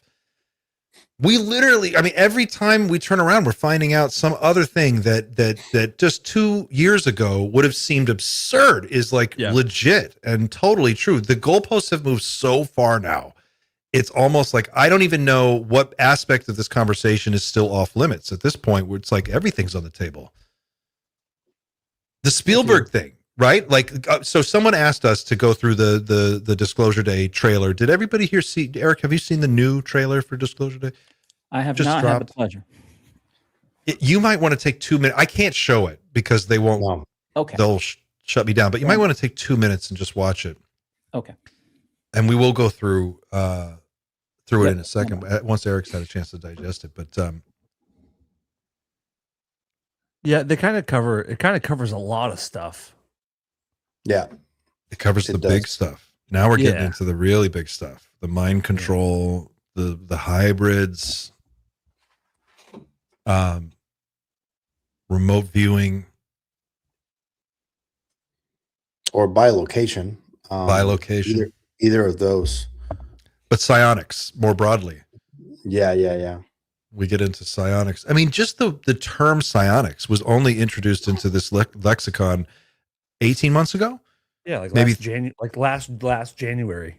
24 months ago. Publicly. Yeah. 24 months ago or thereabouts, we didn't really talk about it. It was like there was some discussion, maybe some of these things communicate telepathically or whatever. And now we have a vocabulary word for it. There's a definition of what it is. We know about people who do it. We know about their protocols. We know what the standardization is, like the things they look for when they recruit these people. And there's a Steven Spielberg movie coming out that features it. What? Yep. By the way, the other night, I have a photograph that I cannot share, but at the Magic Castle in LA, it was attended by Guillermo del Toro, Steven Spielberg, J.J. Abrams, and Jon Favreau, and they all sat together. Can you imagine the conversations that those guys had? Damn. God. They have a chat that Del Toro already alluded to of all the greatest directors, and they like criticize each other's work, and they're like ruthless when they're talking about it. That was a really interesting reveal from Del Toro there. I feel like J.J. Spielberg and Del Toro could have some pretty good UFO talks because Del Toro's seen something. He's had an experience. Oh, yep, he has.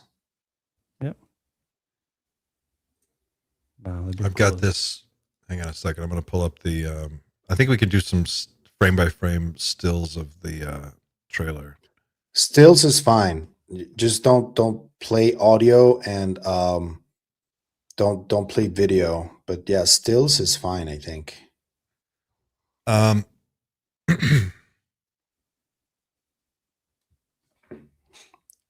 So it starts out kind of the same. What is this operation center? Is that a W? Ward X. What is that? Okay. Ward X.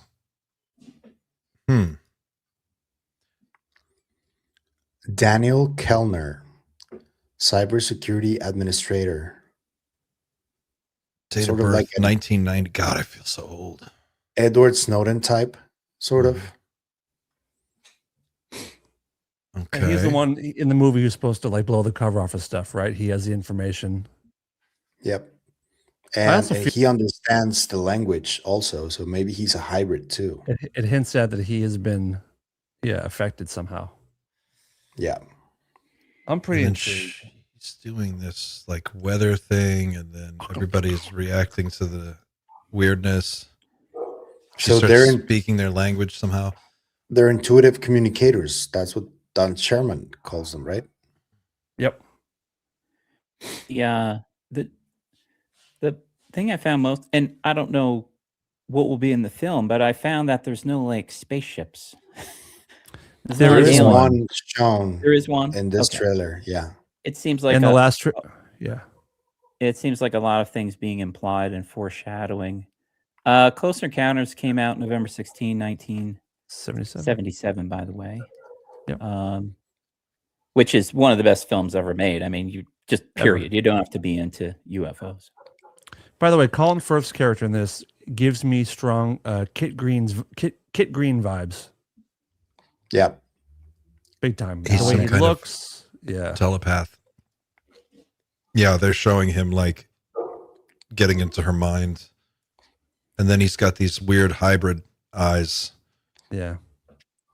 And it's funny you mention that because one of the main characters, correct me if I'm wrong, one of the main characters in Close Encounters was modeled after Valet. Mm-hmm. Yep. Yeah. Yep.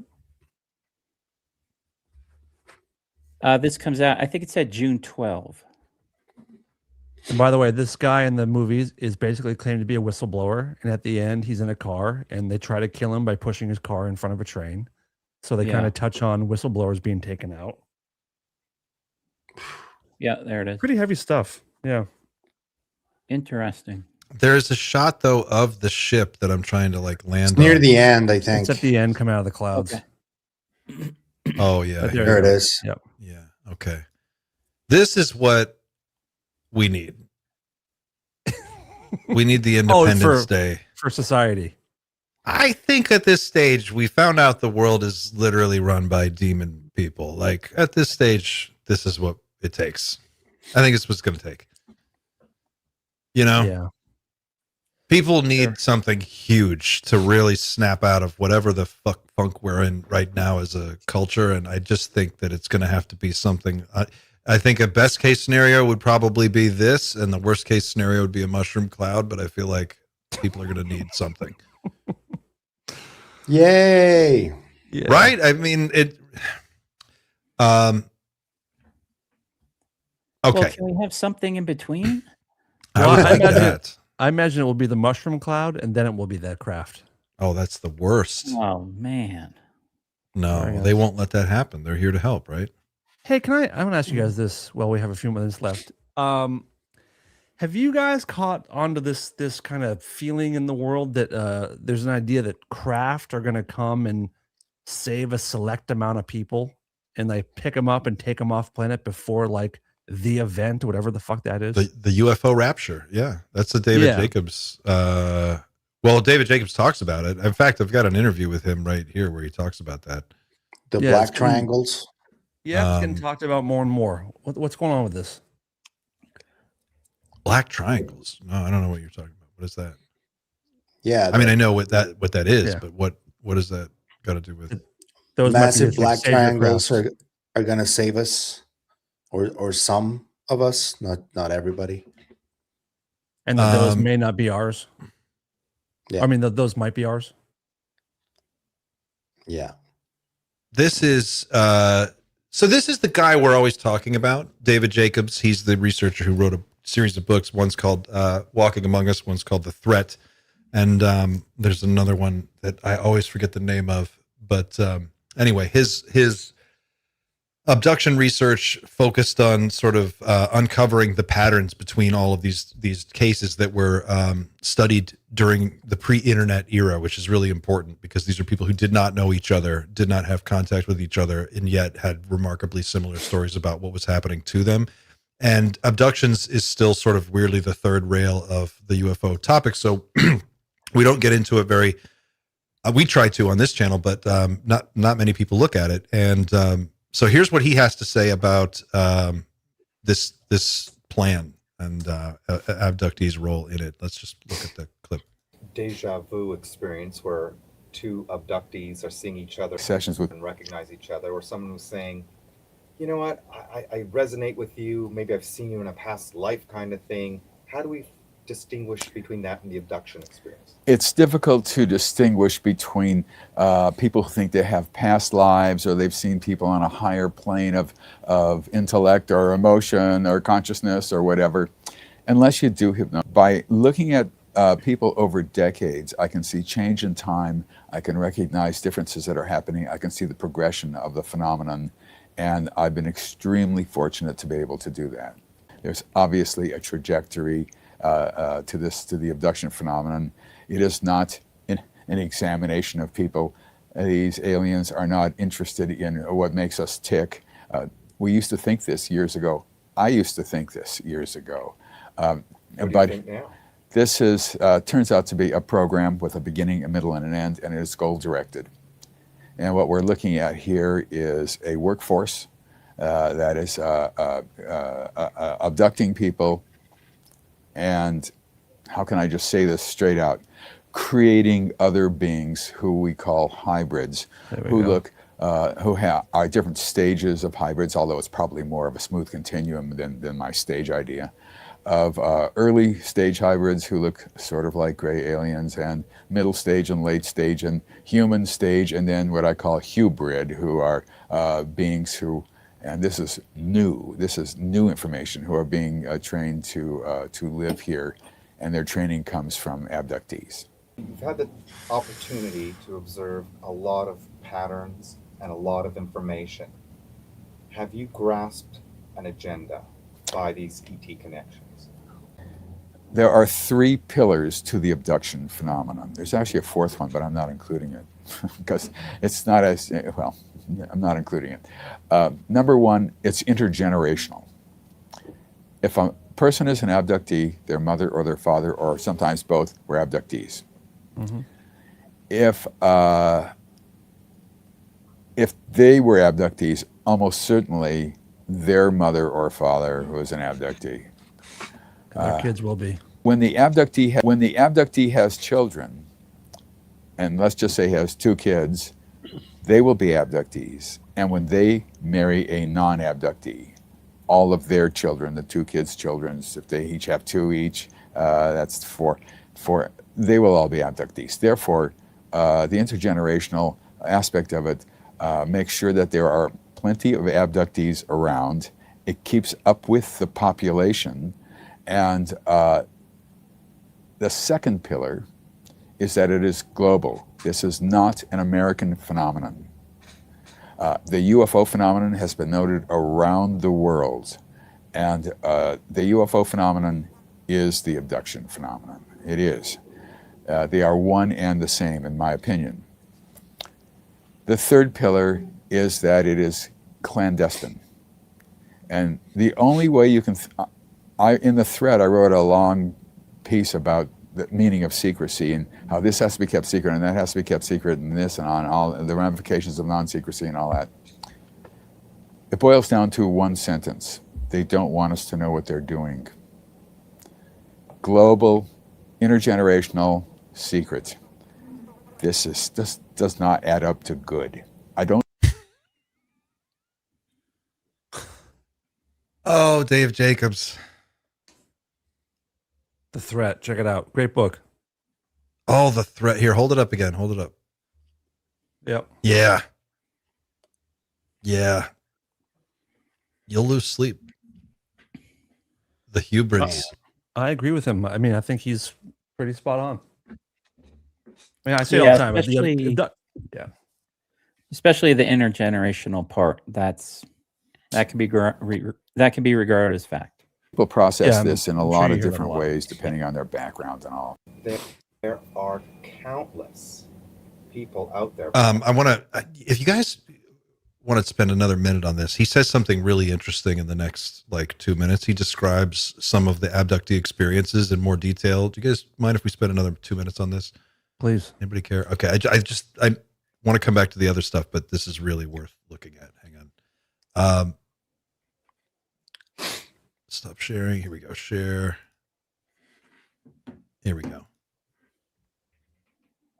Perhaps significantly more people out there who have claimed to have abduction experiences who will say it is a benevolent connection, a connection they love. They feel more comfortable with their family of ETs out there than they do with their family down here or their friends down here. What is that then? They have bleed-through memories that are benevolent and wonderful and great. And for me, the way people process this in a lot of different ways, depending on their background and all. And I'm not in the life-ruining business. So if they want to think that, fine, that's fine with me. I usually don't see people who have that kind of a sense of this. I see people who really want to know what exactly is happening to them. I once had a woman who was heavily into that concept of benevolence and spirituality and all that, and related to aliens from another planet. And she came to me, and we'd agreed to do whatever session. And she was taken on board. Her clothes removed. This happened to her. That happened to her. This happened to her. That happened to her. And I'm just saying, okay, what happens next? And I ask them questions about what the next is, and then what happens next, and went on and on and on and on until she came back down, and that was it. She wrote me a letter after that saying that she was never coming back to me because she didn't want to remember the things she wanted to remember. And I wasn't leading her on. She could have remembered anything she wanted as far as I was concerned. But let me say something to what you were saying, which I think a lot of people would react strongly hearing what you said, that unless they came to a real bona fide therapist who could validate the experience or not. If someone says, I experienced something within, how could anyone externally say to you, no, you did not? right, well, I'm not going to say that. I mean, I would not say that whatever happened to them didn't happen. But if they're interested in finding out whether it actually did happen or not, the chances are that it would be a different situation for them. But if they're happy and good, as I said, there's no reason for them to come to me or to other serious researchers. They have a life that they're leading, they're happy about. That's fine. As I said, I know significantly more who talk about experiences in their sleep on another dimension. What's your experience with that, and what do you say to those people? I have never actually dealt with a person who came to me who had a non-physical experience. That is simply not part of the phenomenon. People are physically missing from their normal environments when they are abducted. They are not mentally missing, and other people see them in bed and all the rest of that stuff or whatever. This is it. That Right? simply, I have never had that. That does not happen. We're dealing with millions upon millions of people who are describing this phenomenon. What is it then? Planetary acquisition through creation of human-like hybrids. In other words, from the very beginning of our knowledge of the abduction phenomenon, the Antonio Villas-Boas case in 1957 in Brazil, Villas-Boas was taken on board a UFO. He was an illiterate Brazilian peasant. We learned later he wasn't an illiterate person. We all assumed that, but he was a law student who became an attorney. He claimed he was taken on board a UFO, and this happened to him, that happened to him, this happened to him, and that happened. Then he was placed into a room with this beautiful-looking, sort of human female, and he was required to have sexual intercourse with her. Then the very next case we discovered, the Barney and Betty Hill case in 1961, they took him, this is in Portsmouth, New Hampshire, they took him into a UFO, they did this to him and that to him, they took a sperm sample from Barney, and they injected a needle into Betty's navel, and she thought it might be a pregnancy test or whatever it is. Those two cases, which we did not recognize correctly, both had reproductive elements to them. What do you mean we did not recognize them correctly? Well, we knew that Barney had had a sperm sample, but we just thought it was an examination, just to see what things are like. If that, we couldn't think about these cases. There wasn't enough knowledge to even think about these. So it doesn't mean anything. You can't think correctly about them. How should we be thinking, or what are you referring to now then? Well, virtually every abductee has had, if it's a male, has had sperm taken from them, and every woman has had eggs taken from them, ova. This is a reproductively oriented phenomenon. Yep. And it has been since the beginning. What they do is they take the sperm and eggs, they put them into a container, let's call it a petri dish, and I don't know the backstory here, and they alter the sperm and egg, a sperm and egg fertilized, they alter it, and now I'm going to say something that is probably not true, but makes some sort of sense. With alien DNA. I do not know whether they put alien DNA in it, and I do not know whether aliens have DNA. So, but for the purposes of argument, we'll say that. They then take the zygote and implant it in the woman. At 10 or between 10 and 12 weeks, before she really begins to show at all, they remove it, and they place the fetus into a nutrient tank, of which there might be 100 nutrient tanks lined up in a room, or 50, or sometimes even more than 100. And from that, when they take the baby out, the baby looks either very human, but somewhat hybridy, but somewhat alien-y, or half and half, or more human than alien, or much more human than alien, or even human and not alien. there's I have different stages that I've thought about, but it's probably more of a smooth continuum. And the question is, why are they doing that? Because from the very first cases we ever discovered, there was that reproductive aspect to it, and it has remained rigidly constant throughout the decades. Absolutely. Now, the latest information is that these beings are, in fact, that the ones who look truly human and who are human and who look absolutely average are moving into towns, into apartments, between the ages of 17 and around 23 or so, in 2s and 3s and sometimes in 4s. And some of them are moving in independently into an apartment. They are using abductees to help them assimilate themselves into what normal human society is. Now, there's a backstory to this, too, as well, what happens when they're children and all that. And there's only one very slight, hardly noticeable difference between them and us.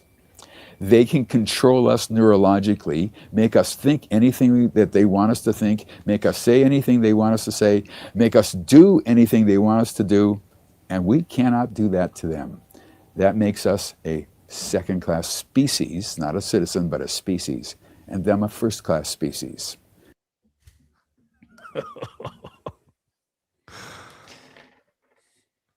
Do they walk among us?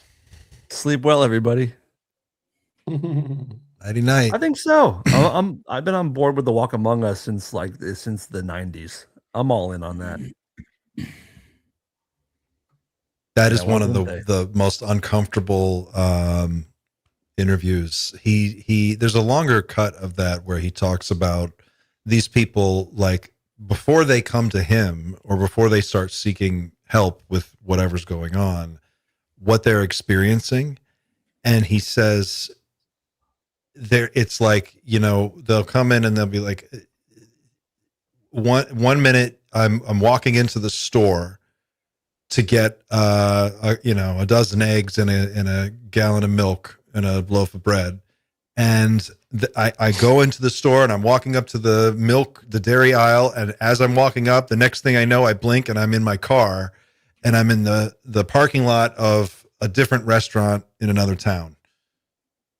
And this happens like every couple of weeks, where they'll just black out and they wake up someplace else, and it's as if no time has passed.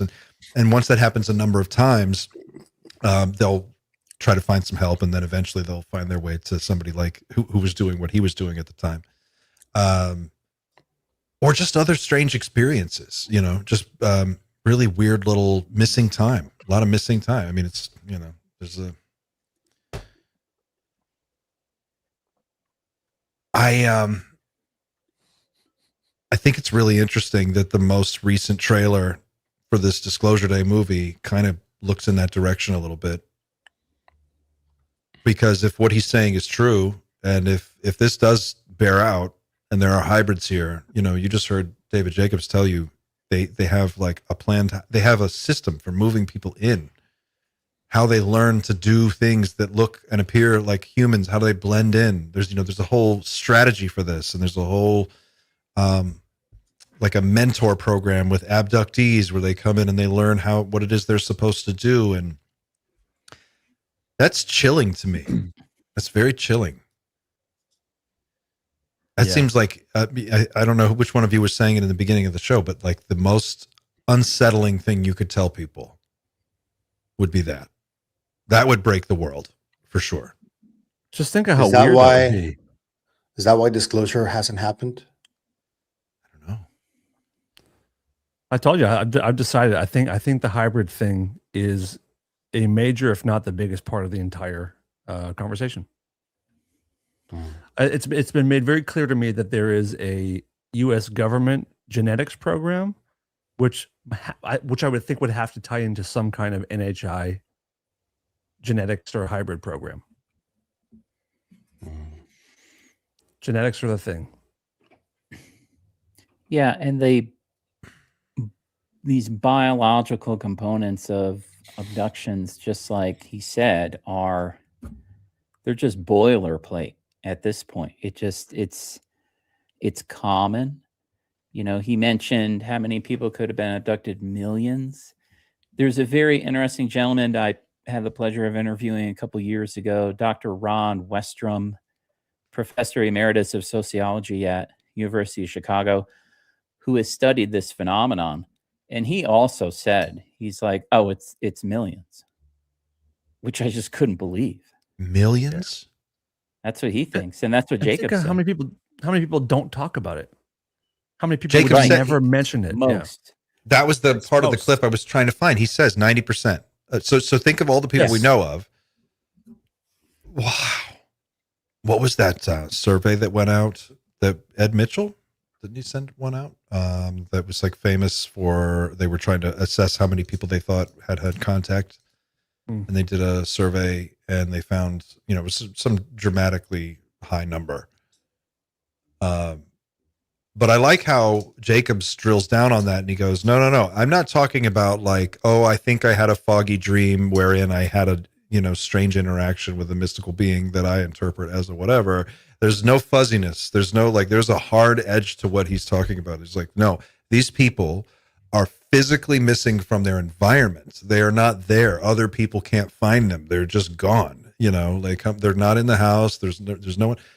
And there's a missing time element for the family. And then for the individual, there are, physical things that are noticeable about them, that, markers and things that they can find on their bodies. And I just think that's very, in a time where we have so much vague information, what he had to offer was something much more specific and grounded in some kind of, logical reasoning. He just seemed like the whole question I want to get at is, what are they doing here? What are they doing here? They're here. And I've heard a million times, they're not here to harm us because if they were, we would be dead. Okay. That's fine. Maybe, I don't know. Maybe that's true, but that doesn't answer the more important question of what is their function or their goal. And in a post-disclosure world, or in a new reality where this is common knowledge and it's part of our everyday lives, like how are human beings expected to frame all this? Like, what is the preferred framing? There's going to be a day after, and then a week after, and a month after, and people are going to have to go on with their lives, and we will.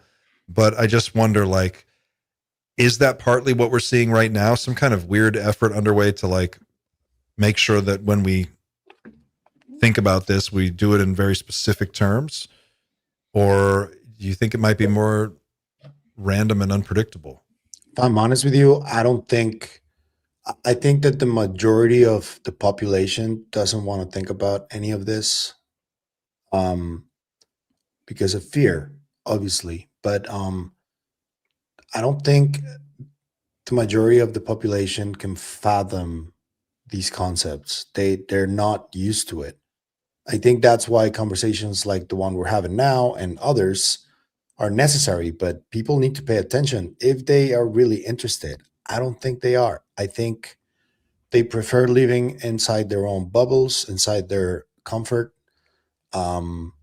Unfortunately, that's where we're at. Like, if the population that is interested in UFOs has grown since 2017, I would say that before 2017, less than 1% was interested.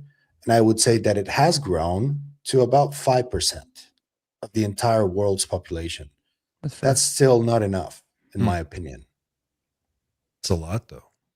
Yeah, it is a lot.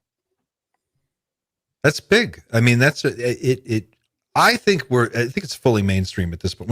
When we've got a Steven Spielberg movie coming out called Disclosure Day, I think we've crossed the Rubicon. I don't think you've had a former president, a sitting president, and a former presidential candidate all in 7 days time acknowledge the reality. I think we've had our disclosure moment. I think it's been disclosed. It's kind of what Lou Elizondo was saying way back when. He was like, look, no, it's real. Corbell says it all the time. He's like, I done disclosed it for you. so then it's like, okay, well, now what? And I'm waiting for that other part of the conversation to come into play where, you know, I understand Eric Burleson is going to go check out these hidden sites, and you know, the members of Congress are going to go look for the nuts and bolts part of it. I just hope that, you know, at some point their line of questioning turns to, all right, 4 distinct races. What are they doing? What is their purpose? Can I, do you guys have like 15 more minutes to go over this demon thing, the Sean Ryan demon thing? Hell yeah. Pavel's Yes. you sure? Yes. Yeah. I'm not talking about the time. I'm reacting to what you just said about demons. Oh, the demons. Yeah.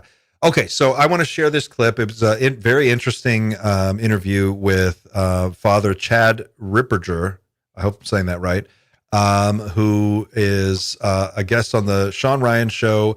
And they're talking about the situation in the world right now. And this particular guy is all in on demons. So we're going to hear the Catholic, I guess, perspective of what these demon folks think is going on here. Let's take a look.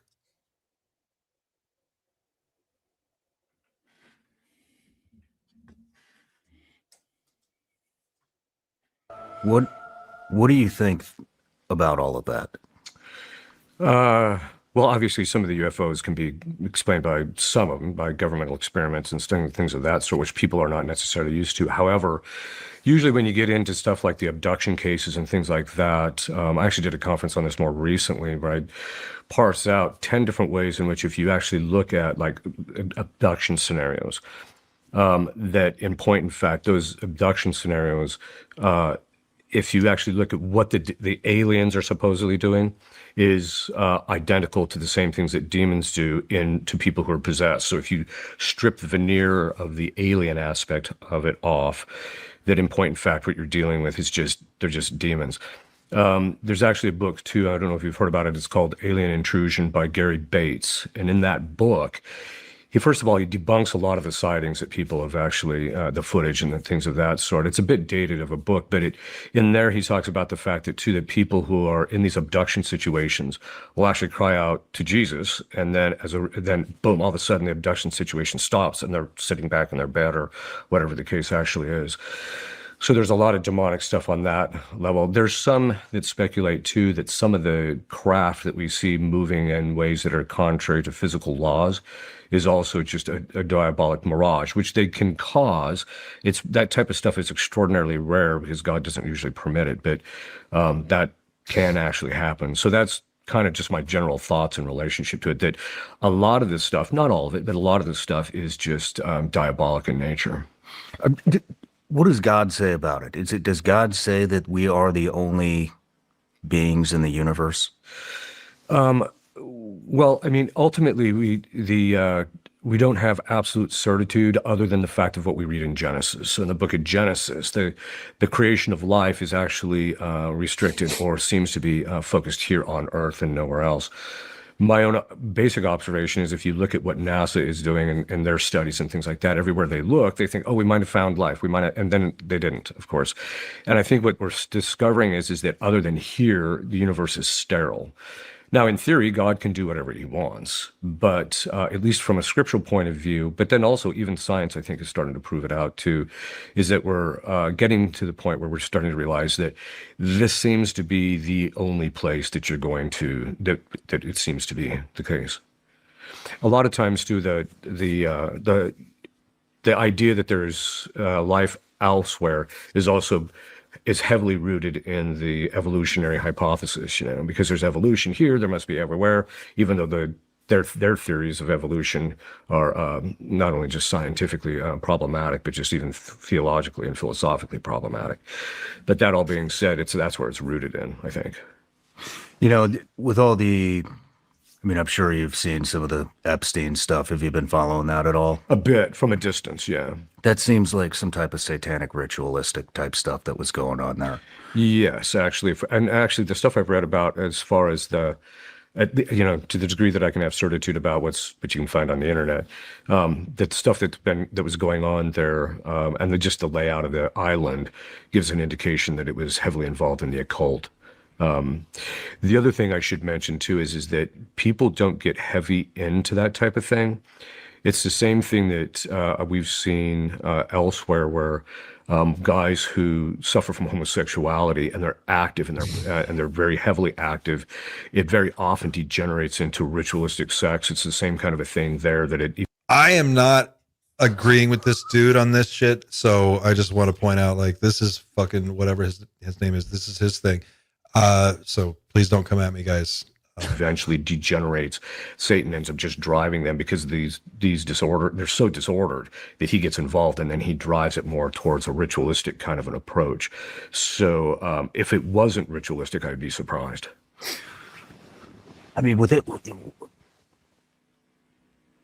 there's just so many questions about what's going on, and it seems like nobody high up, nobody that could actually do something about this is going to. In fact, they're just trying to cover it up. In fact, our mutual friend who brought you here today, I mean, we've had a handful of discussions about distractions and all the distractions that are going to come to try to take our eye off of the satanic ritualistic abuse that Epstein did, and all of his people that were involved with him. Right. And before any of this came out, our friend said, I think it'll be aliens. And then, and then we see former President Barack Obama go on some random podcast and say, "Oh yeah, aliens are real." And I brought this up. I've been really angry about this stuff, and I went up to our oak tree and did a little rant about it and said, you think this is a coincidence that they're all of a sudden a former president goes on a random podcast that nobody's ever heard of and says that aliens are real, right in the middle of the biggest, most elite pedophile ring in the entire world, while that's being unfolded. Right.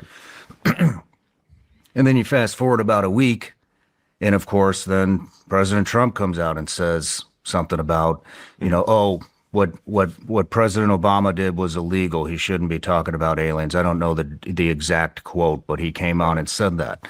And then I have former guests that have been on the show, some of them that I've been trying to get on the show that haven't come, that are in the alien UFO anonymous activity, realm, and they're saying, oh, look at this. Oh, look, maybe the Epstein stuff is a distraction from the alien UFO. And to me, that is no way. Like, I am not taking my eye off of that ball. Don't try to distract me with this bullshit. And I mean, what do you think about that? I totally agree with you. Actually, for this particular reason, there's kind of a bit of a backstory. So one of the tactics that the demons always use and very often use, is they rarely do a frontal assault on a particular individual. What they'll do is, and this is a diversionary tactic, which being a military man, you would be able to appreciate this. You're over here, you just lob bombs over here, so the people's focus goes over here. And what that does is that gives you the ability to maintain your activity over here and maintain your influence. So the demons will very often, so for example, one of the things that we commonly see is it's a demon of fear that actually drives things like sins against the sixth commandment, pornography, and things of that sort. So you'll drive the person to do that. But the real root problem is a demon of fear. So once you address the demon of fear, then this stuff just clears out. Well, this same type of tactic is actually going on. They want you to not pay attention to what's really going on or what's really in the background, because that's where their vulnerability is, at least in relationships that are diabolic. So it has that same kind of a complexion.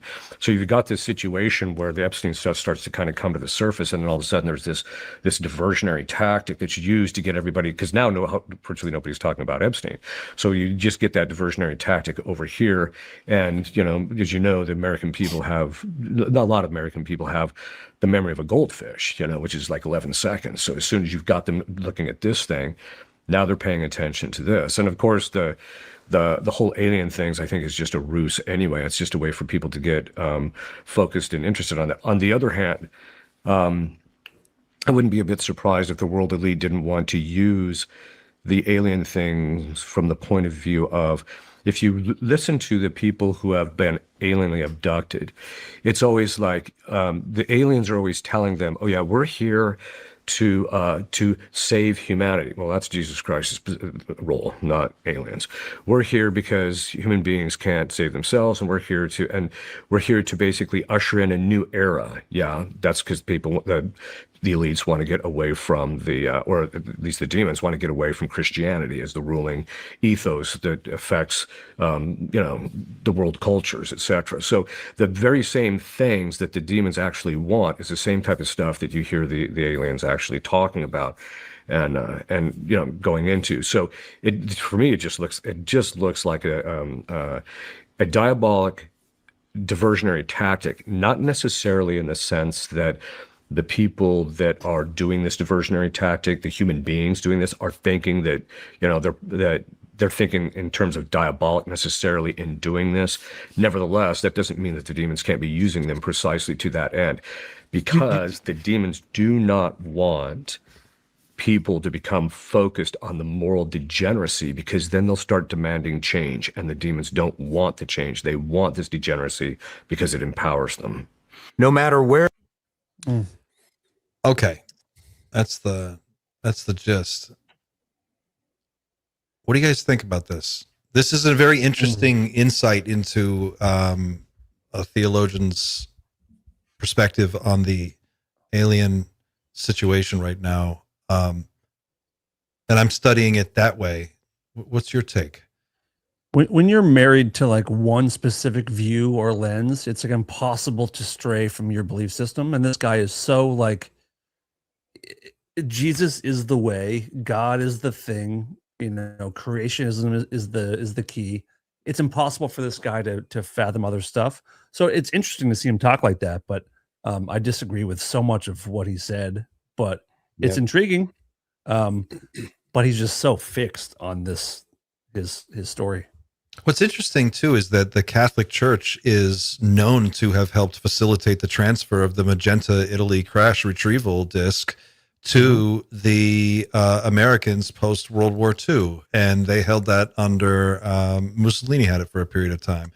And not only that, but the Catholic Observatory, their astronomy program is one of the best in the world.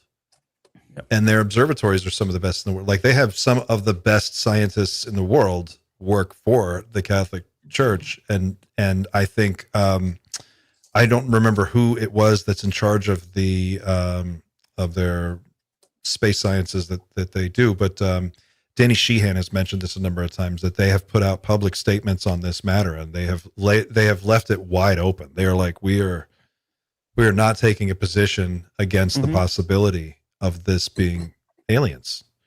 So it's interesting to hear this guy who looks like, I mean, I don't know what this set looks like, a kink.com set. I don't know what's happening in the background here, but he's very serious, very committed to this. I don't know what you're talking about, man. You don't know what I'm talking about. But this is weird, right? To hear like this whole thing. And I wonder to what extent the people who are, we hear about now, these rumors of people in the Pentagon that are saying, oh, no, we can't look at this. We gotta, go a different direction. Has anyone ever known anyone who claims to be Collins elite? Does anyone know anyone who's ever spoken to someone who's in the Collins elite? Like, do we have any actual names or proof of this being a thing? There is a documentary about a different group called The Family. Have we talked about? I think we've talked about this.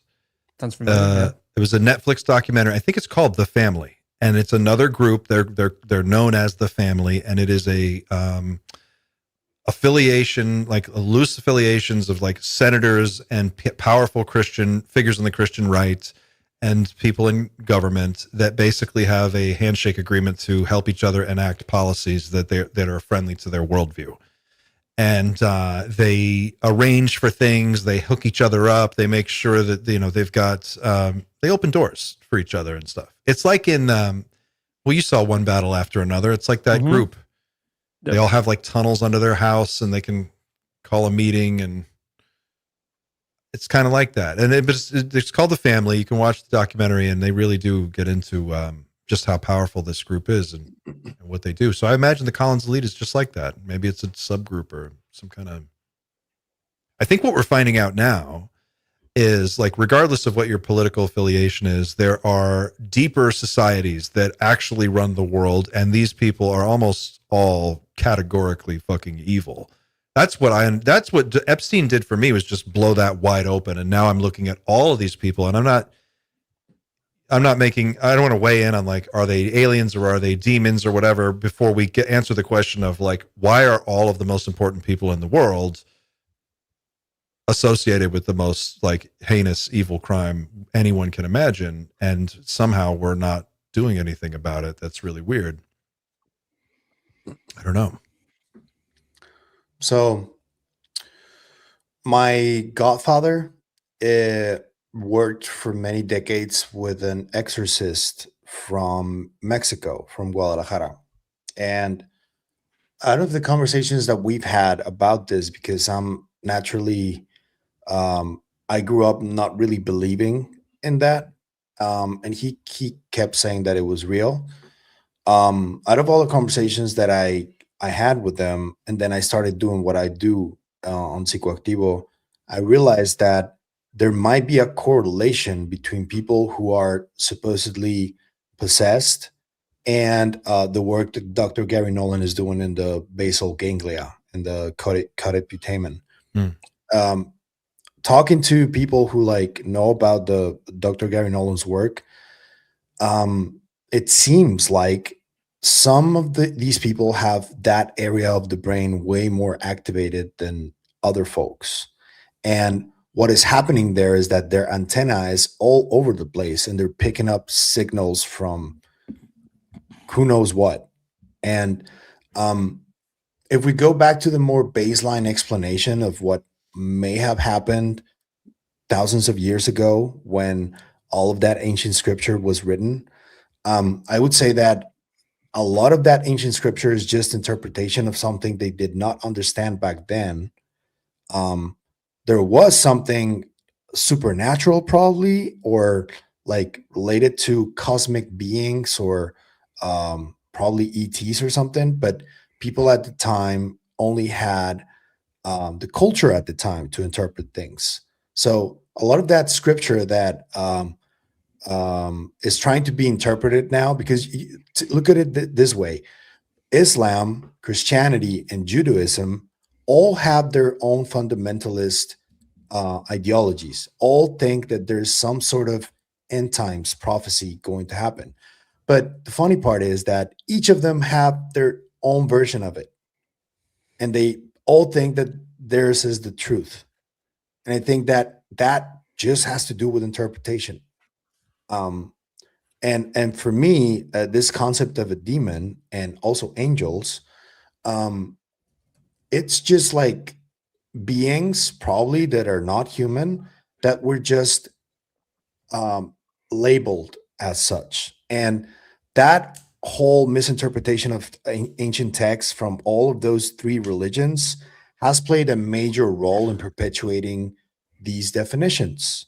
But I don't think, honestly, I don't think that anybody living today knows exactly what those things truly are. But they obviously have zero issues with labeling them as demons or angels, but nobody really knows. If we go back to the baseline, it's just like they're probably beings that are not human, that interacted with humanity back then, and people who try to explain or anthropomorphize what they saw deemed them as demons or angels based on positivity or negativity. Yeah, demons also. Oh, go ahead, Glenn. No, go ahead, Dan. I was going to say that demons also, to me, feels like a bit of a cop out, because whenever they're labeled demons, it becomes like they're demons. We don't talk about it. Like, just leave it alone.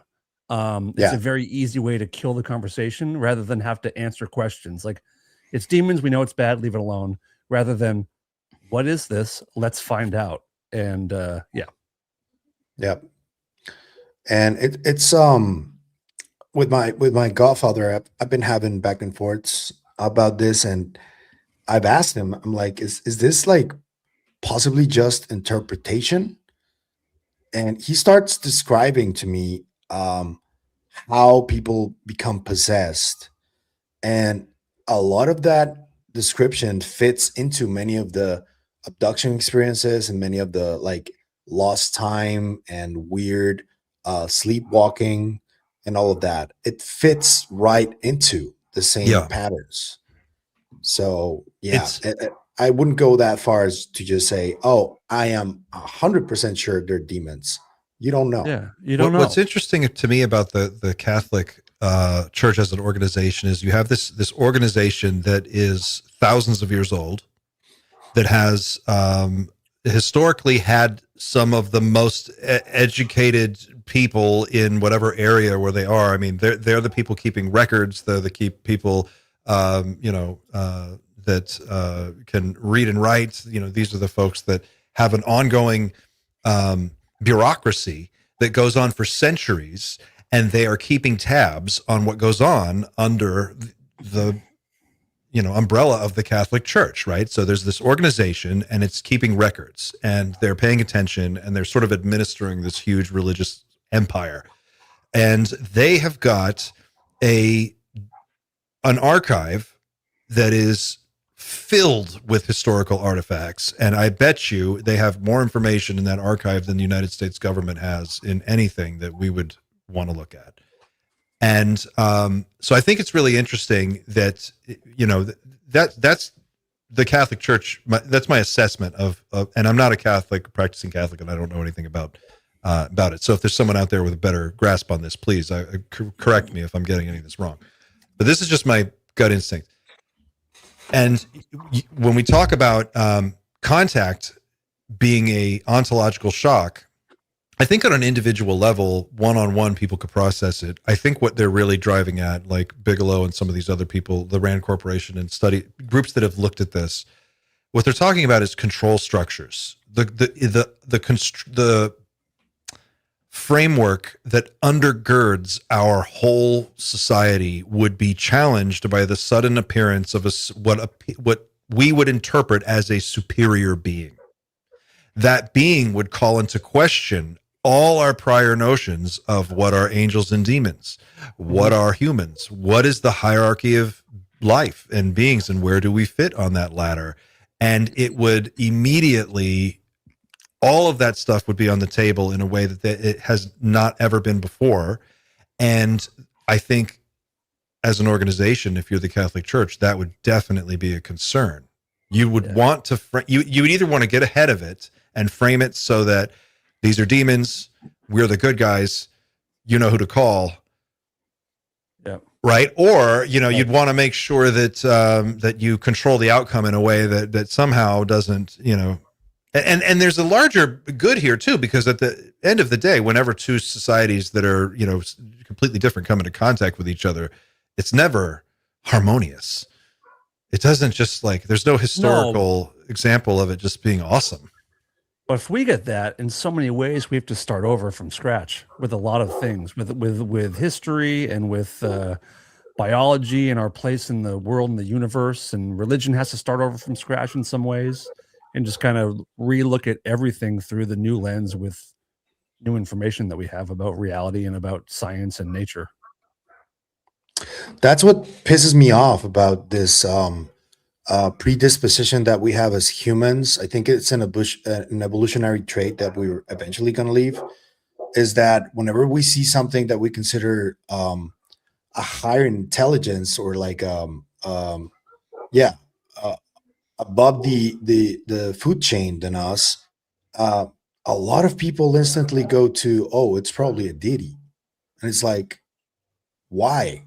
I just don't, that doesn't sit well with me ever. And I am pretty scared, if I'm honest with you, because of many of the cautionary tales that have happened before. And we're seeing it now happen with the Bledsoe family, that there's a lot of people that just confuse a lot of this. And people just start worshiping and following false idols. That's what it is. You Yeah. just nailed it, man. Some percentage of all population groups, wherever you look, are going to be into this idea. Like, there's just some percentage of people that are going to be, okay, yeah, I'll worship them as gods. Why not?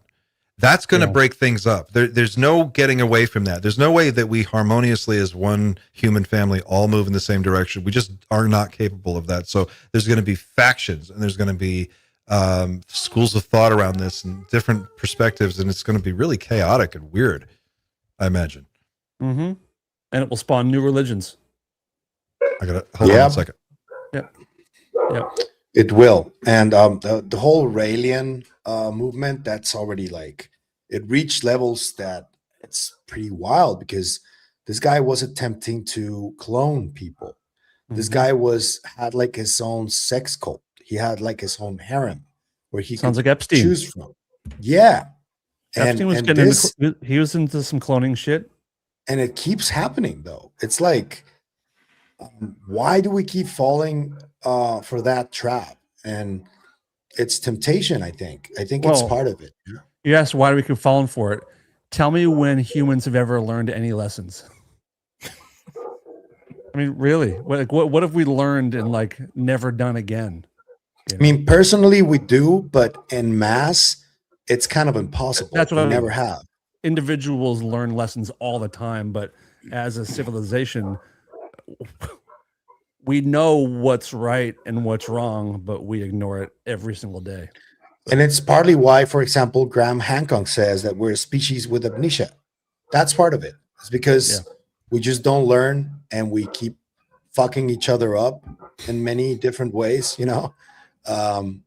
We keep putting borders everywhere. We keep thinking nationalistically. It's fucked. And on that note, have a great weekend, everybody. Yay! It's been Friday the 13th. Doomer Oh, Friday yeah. the 13th. Ooh, yeah. Yeah. Our task for the weekend is nobody get blown up by another So foreign before we adversary. leave, I just want to let you guys know what's cooking today, because everybody's gonna go to different things. I know what I'm doing. I'm watching the Spielberg thing. I'm watching Grant Cameron on Area 52, and Burleson is gonna be on Weaponized. It was just announced. I think it just started, so that's gonna be exciting. Yeah, cool. Quick news update for people who are interested in this, just because I had this in my notes to share today. This was just an interesting story. Let me see here if I can pull it up. Bill Shatner, Captain Kirk, undergoes surgery, 94 years old, after a devastating horse accident where he fell off a horse and shattered his shoulder. And yeah, man, that's awful. I grew up watching Star Trek, and I love Bill Shatner. He's one of my heroes. mean, yeah, it's awful, but like, dude, don't go on a horse at 94 years 90. old. Yeah. Like, what Maybe happened it's a to bucket him, list like, thing, man. That's what Who happens. I'm sorry. Yeah. He thinks Get he's well soon, TJ Bill. Hooker, like attached to an LAPD quad car. Yeah. Yeah. For a week. Yeah. Anyway, well, that's just yeah. We hope you get better soon, Bill. well That's shot. Star Trek is one of the very few examples that we have anywhere in media of a very positive and wholesome vision for a future that humans can be proud of and excited about. And I think that we really owe Gene Roddenberry and everyone who's contributed to that franchise over the years. One thing that's really special about Star Trek, and I can't mention it enough, I know I talk about it a lot, is that the amount of love that people have for that franchise, and just not only the fans, but the people who work on it. It's truly a life-changing show. And I think that, not to puff it up too much, but in a time like right now where things are so bleak and depressing, one of the things that I miss about that series was an optimistic, hopeful vision of the future. And it was something that's like, we're going to get there one day. And I feel like we could use a little bit more of that now. So anyway, yeah, I just thought that was interesting. So on that note, I said it last week, but I urge people to watch the movie on Hulu called In the Blink of an Eye. Just came out a couple weeks ago. It is a very positive feeling for a possible future that we could have if we try to take it. In the blink of an eye. Yep. Fantastic. If we movie. try. Yep. If we try. Anything else, guys, before we wrap up? I think we gotta call it. We're going on 3 hours now. I'll just say again, Great. I love you guys. Oh Yep. man. Love you too. Love Best you part of the too. week every week. Yep. It's better Oh. without Xander, I think. Don't be Don't say mean. that. Oh, way better. It's way better. We couldn't even get out the door. I couldn't even tie my fucking shoes without Xander. I was trying to like get the show started. I hit the go button. I literally, it's one button. It's not even that hard. I click it, the whole thing fell apart. Yeah, we miss you, Xander. Come back, please. And Xander will be back next week. He just he's never taken a day off. This guy has like never. Real quick, also, just while I was going through links for the show and looking at other stuff, this thing popped up on Fox, which is very interesting. Space war. Trump unleashes space technology, quotes, on Iran. Oh, 1 day ago. And then it's got a Space Force thing behind him, a very politically neutral looking thumbnail.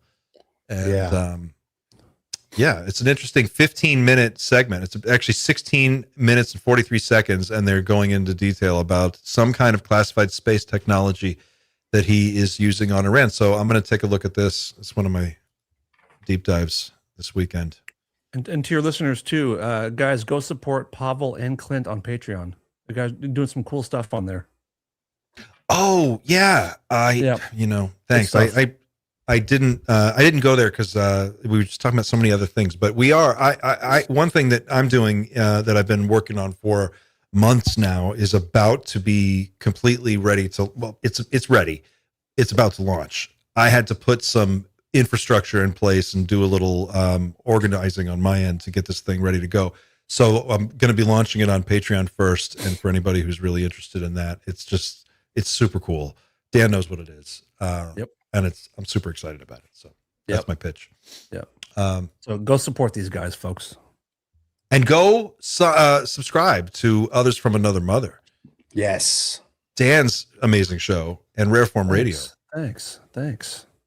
And I can see Dan. I'm gonna start getting busier on the Others from Another I Mother. can see I got Dan plans. like interviewing celebrities and rock stars about this topic, which is what I want to see on your show eventually.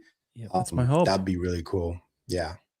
Yeah, I got a cool guest coming in this month. A really awesome actress who has some cool stories. Yep. Yeah. Let's see it. Oh, and I'm going to give one more quick plug to our friends over here at Contact in the Desert. We are going to be there, the Night Shift Away team. Most of us, not everybody's going to make it, but we're going to try to get as many as possible. We'll be there. And that's coming up on 5/28 through 6/1. And some really great speakers. It's going to be Jacques Vallée, Eric Davis, George Knapp. Jeremy's going to be there. Diane Hennessy Powell's going to be there. Beatrice Villarreal, Avi Loeb, everybody, Richard Dolan, Chris Ramsey, the whole kit and caboodle. So if you guys are planning on going, get your tickets soon because the price of oil is going to be about, I don't know, $500 a barrel by the end of next week. So I would jump on those. And if you want to attend the event, you can use the discount code NIGHTSHIFT5, Night Shift and the number 5 to get a discount on your tickets to Contact in the Desert. And I've already got my Contact costume picked out. Very excited. Let me guess, a sleeveless night shift shirt? No, I'm going as Robert Dean. Yes, dude. I've got the medallion. I've got my UFO. Man. Yeah. Get your mullet. Make sure you get your mullet. The Otherwise, black it's not going to turtleneck. be Turtleneck, right? And then the necklace on the outside of the turtleneck. And then you got to let the Sean Connery beard. I'm doing it. Good luck keeping Pavel off of you. That's why I'm doing it. All right. We'll wrap it up. Eric, anything you want to say to the people before we go? No, it's always great to be here. Great conversation again. A lot of times I'm content just listening. I think this is some high level intellectual stuff, no matter what people say about us. Well, you It's are fun. always welcome. You always have a chair at the night shift table. And I have to say, like, one of the most frequent comments that we get whenever you're on the show is how much people appreciate the energy you bring to the show and the vibe. You have a sober assessment of things that, like, just people really appreciate it. And I think it's very grounding in a 100%. topic that is so crazy. We need Well, I appreciate that very much, and I plan to be here next time as well. it. All right, gang. We're going to go ahead and wrap it there. Thanks for watching, everybody. Don't forget to like, share, and subscribe. Leave a comment for us in the comments and let us know what you think. Do hybrids walk among us? I think they do. I think I'm all in on hybrids. As a matter of fact, hang on. If I'm clever here, I ran a poll in our chat. Let's see if I can get to it real quick before we end, and I'll tell everybody what the poll said. Do they walk among us? We're going to find out right now, guys. Hang on. According to our survey, I bet 65%. Yeah, good guess. survey says 70% say yes, hybrids do walk among us. They walk among us, folks. Settled. Big number. Fact. It's a fact. We have it here. Facts. They walk among us. All right. So that's your homework for the weekend. Go out, make friends with a hybrid, send out a telepathic signal. Let them know that you're friendly, you mean them no harm, and you just want to hang out and talk about their cool ships. And, you know, You can flirt with them if you want to. By the way, Nords. do you guys hear when Chris Ramsey said that when he's at an airport, he'll like sit quietly and put out a message to anything around him that might hear what he's thinking? If there's a hybrid around, he'll do it in public all the time to like, hey, if you can hear me, come say hello. I'd love to talk to you. He's had no hits yet, but he does it every time he's in a public spot. I'm going to start I like doing that. it. Yeah, I'm cool gonna start idea. doing it. Yeah. By the way, that poll, it is guaranteed the remaining 30% are all hybrids. That's conclusion. They're on to us. They're on to We know us. who the hybrids are. That's who bought those last two seats at the the show probably in nothing. Austin. Yeah, Those last two two hybrids. upper right seats. Yeah, Sneaky Mork and fuckers. Mindy. All right, guys, that's it for now. Leave us a comment. Let us know what you think. Don't forget to like, share, and subscribe. Thanks for watching. And until next time, this is Night Shift saying, Come say hybrid.